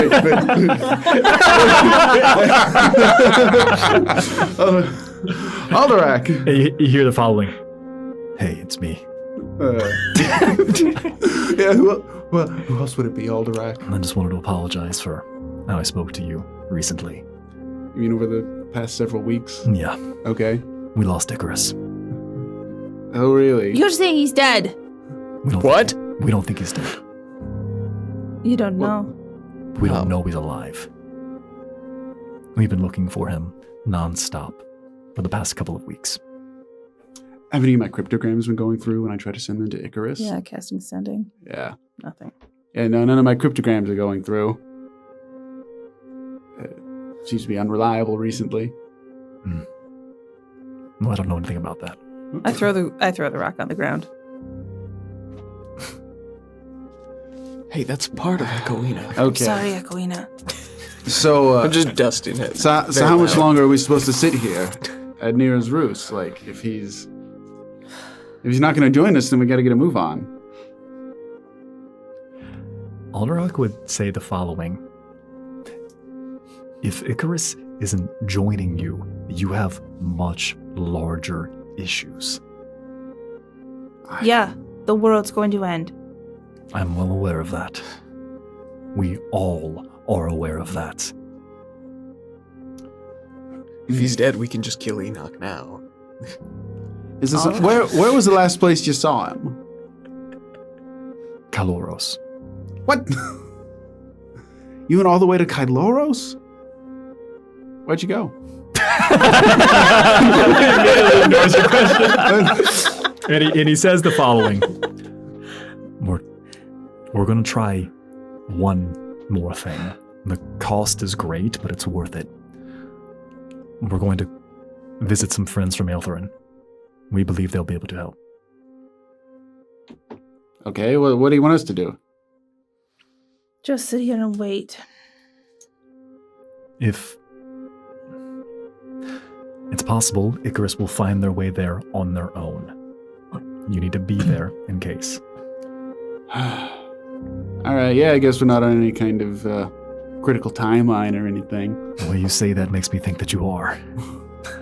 Yeah, okay, well, we got a big monster up here to deal with anyway, so, we'll do that. Pass the time, I guess. That's good. Make yourself useful. Goodbye. Wait, you make yourself... Oh, he's good.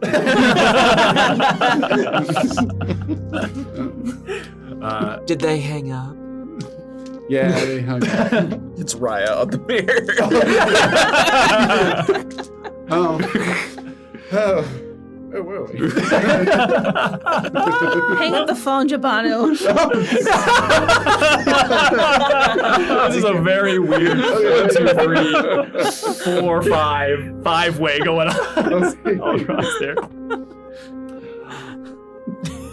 Half a week passes.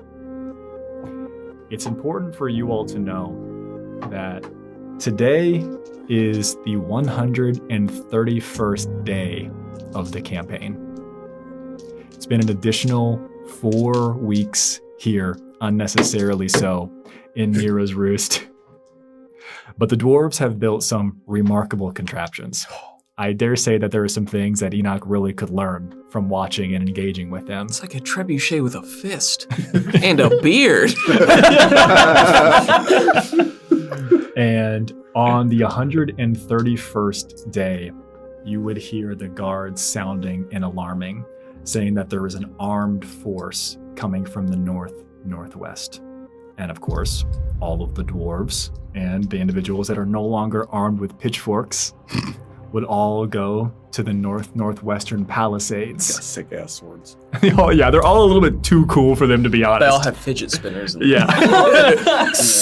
All would go Focus. to the northwestern part of the town, of the settlement. I know, it can be hard. Mm-hmm. And you would hear one of the callers, one of the criers from up above, say that it's probably only about 20, maybe 30 individuals, but they all look to be remarkably heavily armed. You would then hear someone call up, what do they look like? And they begin to call down a couple of other responses. These people are believing that it might be some of the past their prime pirates, right? That are coming to help. It was part of the contract. And they would tell you the following, that a lot of them appear to be wearing strange devices on their arms. A number of them appear to have what look to be, they wouldn't have these types of descriptions. The dwarves would fill in. It sounds like what you're describing are guns, you idiot. Those are guns, probably. But No, this is a gun. The humans here wouldn't have known. Shoots fingers. And then you would hear somebody else chime in and say that there appears to be a woman leading them that has platinum blonde curls bouncing here, wearing a black and scarlet dress. Oh. Gods! And then they would hear someone else calling out, oh no. Someone that looks like had the absolute fucking shit beat out of him. Kennedy. And as Miss Rollins and Tara Strider would be opening up the palisades with you all standing here, on the other side, you would see a group of about 20 to 30 seekers. You would see an individual that some of you would know and recognize to be none other than Torrent standing there. And you would also see maybe a little bit worse for wear. I'm sorry. Kennedy Scott standing there. And you would hear someone, specifically, you would hear Ms. Rollins call out, "Who are you? What do you want? We have much bigger problems to be And on the D of dealing with, you would be able to feel the hair on the back of your neck all begin to stand up. A remarkable amount of static electricity fills this space, and you would watch even as Elpis with you seems to be on edge. They all immediately go into attack stance, essentially. They're all going into formation. They are appearing to be defending themselves. Torrent seems to be telling individuals, it's okay, don't worry about it. Don't worry about it. We've dealt with a lot worse. And seems to be attempting to calm down all of the guards that are there as well. And then there is a pop. As you all would watch a small tear and a small rift open up directly next to Kennedy, who happens to be directly next to Elpis Ambrosine, who happens to be directly next to one Torrent, the Voracia. And for those of you that are looking out, you would be able to see inside what looks to be the study of Alderock, who has previously, you've all seen into this because that's where Icarus stepped into, and you would watch as Alderock seems to be giving some type of missive and message to the back of the individual that, regardless of any changes in appearance, you can still tell is Icarus. But while Icarus has their back to you all, you would watch as Alderock kind of leans around and just gives a big old thumbs up to all of you, specifically to Jabadu and Ireless. And Spider-Man Icarus, point. you are dumped through the portal, standing directly next to one Kennedy Scott. You can see on the other side of the palisade that there is the party who is all gathered here. There's also a number of dwarves, and this place looks like it is a battle zone in the northwestern area of Nera's Roost upon Viridia. You two are right next to each other. You see the party. What do you two do? What the fuck happened to you? You look like shit. Bit ironic coming from you. Doesn't matter. I don't know what you're Oddballs. talking about. We've work to do. Portal shuts. What the? You don't get to say that. What? Kennedy! Icarus! Oh shit! I finally noticed the party. Is that Kennedy? I take off running for Icarus. I take off running for Kennedy. Icarus, I will jump into your arms. That's Kennedy. you see Icarus's outfit has changed a bit. Like, it's less flowy than before and a lot more like practical. It's a lot more armory, like kind of tight to his body, of darker colors. And his hair is longer. He has a beard. And he looks like Captain America from Infinity War. His hair's not as like blonde too; it's like a little darker. But the most striking thing about his change in appearance is he's now wearing a full mask across his entire forehead. And before it was just white, now it is marbled with black and golden seams that seem to crack through it in parallel. And as he sees you coming, he removes his mask. Ireless, as you approach Icarus, there is a feeling of excitement, very much like you experienced whenever you first saw Icarus in the markets of Port Haven. And as you get within 30 feet, there appears to be a shadow looming over Icarus's shoulders that seems to disperse on the wind as you approach.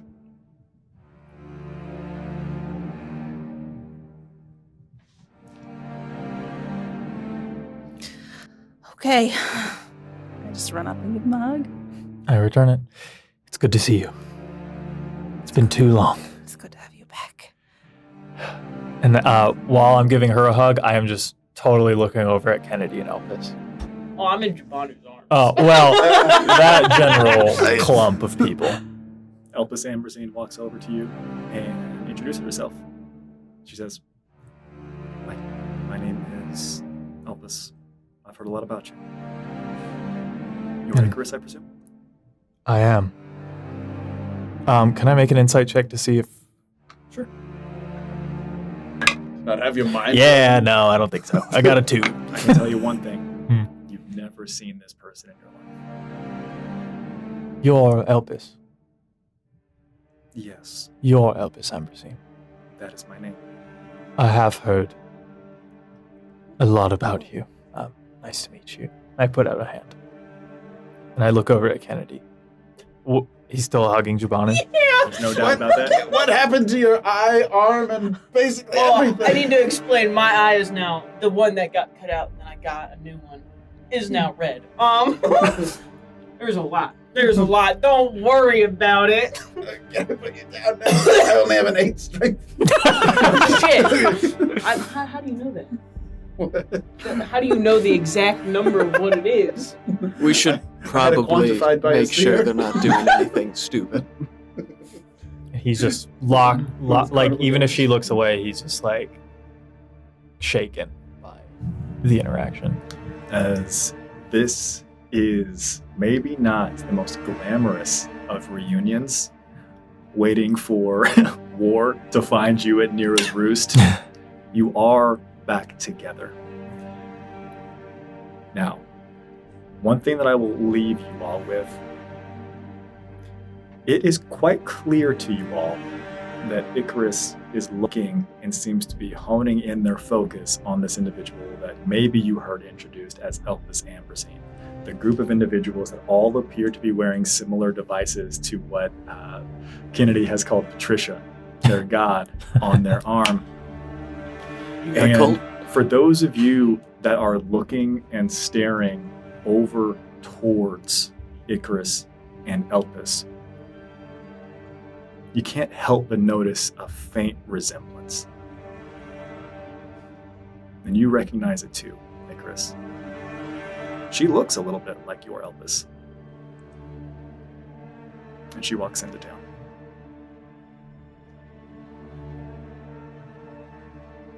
And I think that is where we'll call tonight's session. The Void Zone approaches, the party's back together, and next time we figure out what we're going to do with 85 dwarves. And I've got a couple of ideas. Yes. And hopefully you do too. Shoot them out of a cannon! We're going to stack them. 85. Stick around next time. See you later. Bye, Yeah. everybody.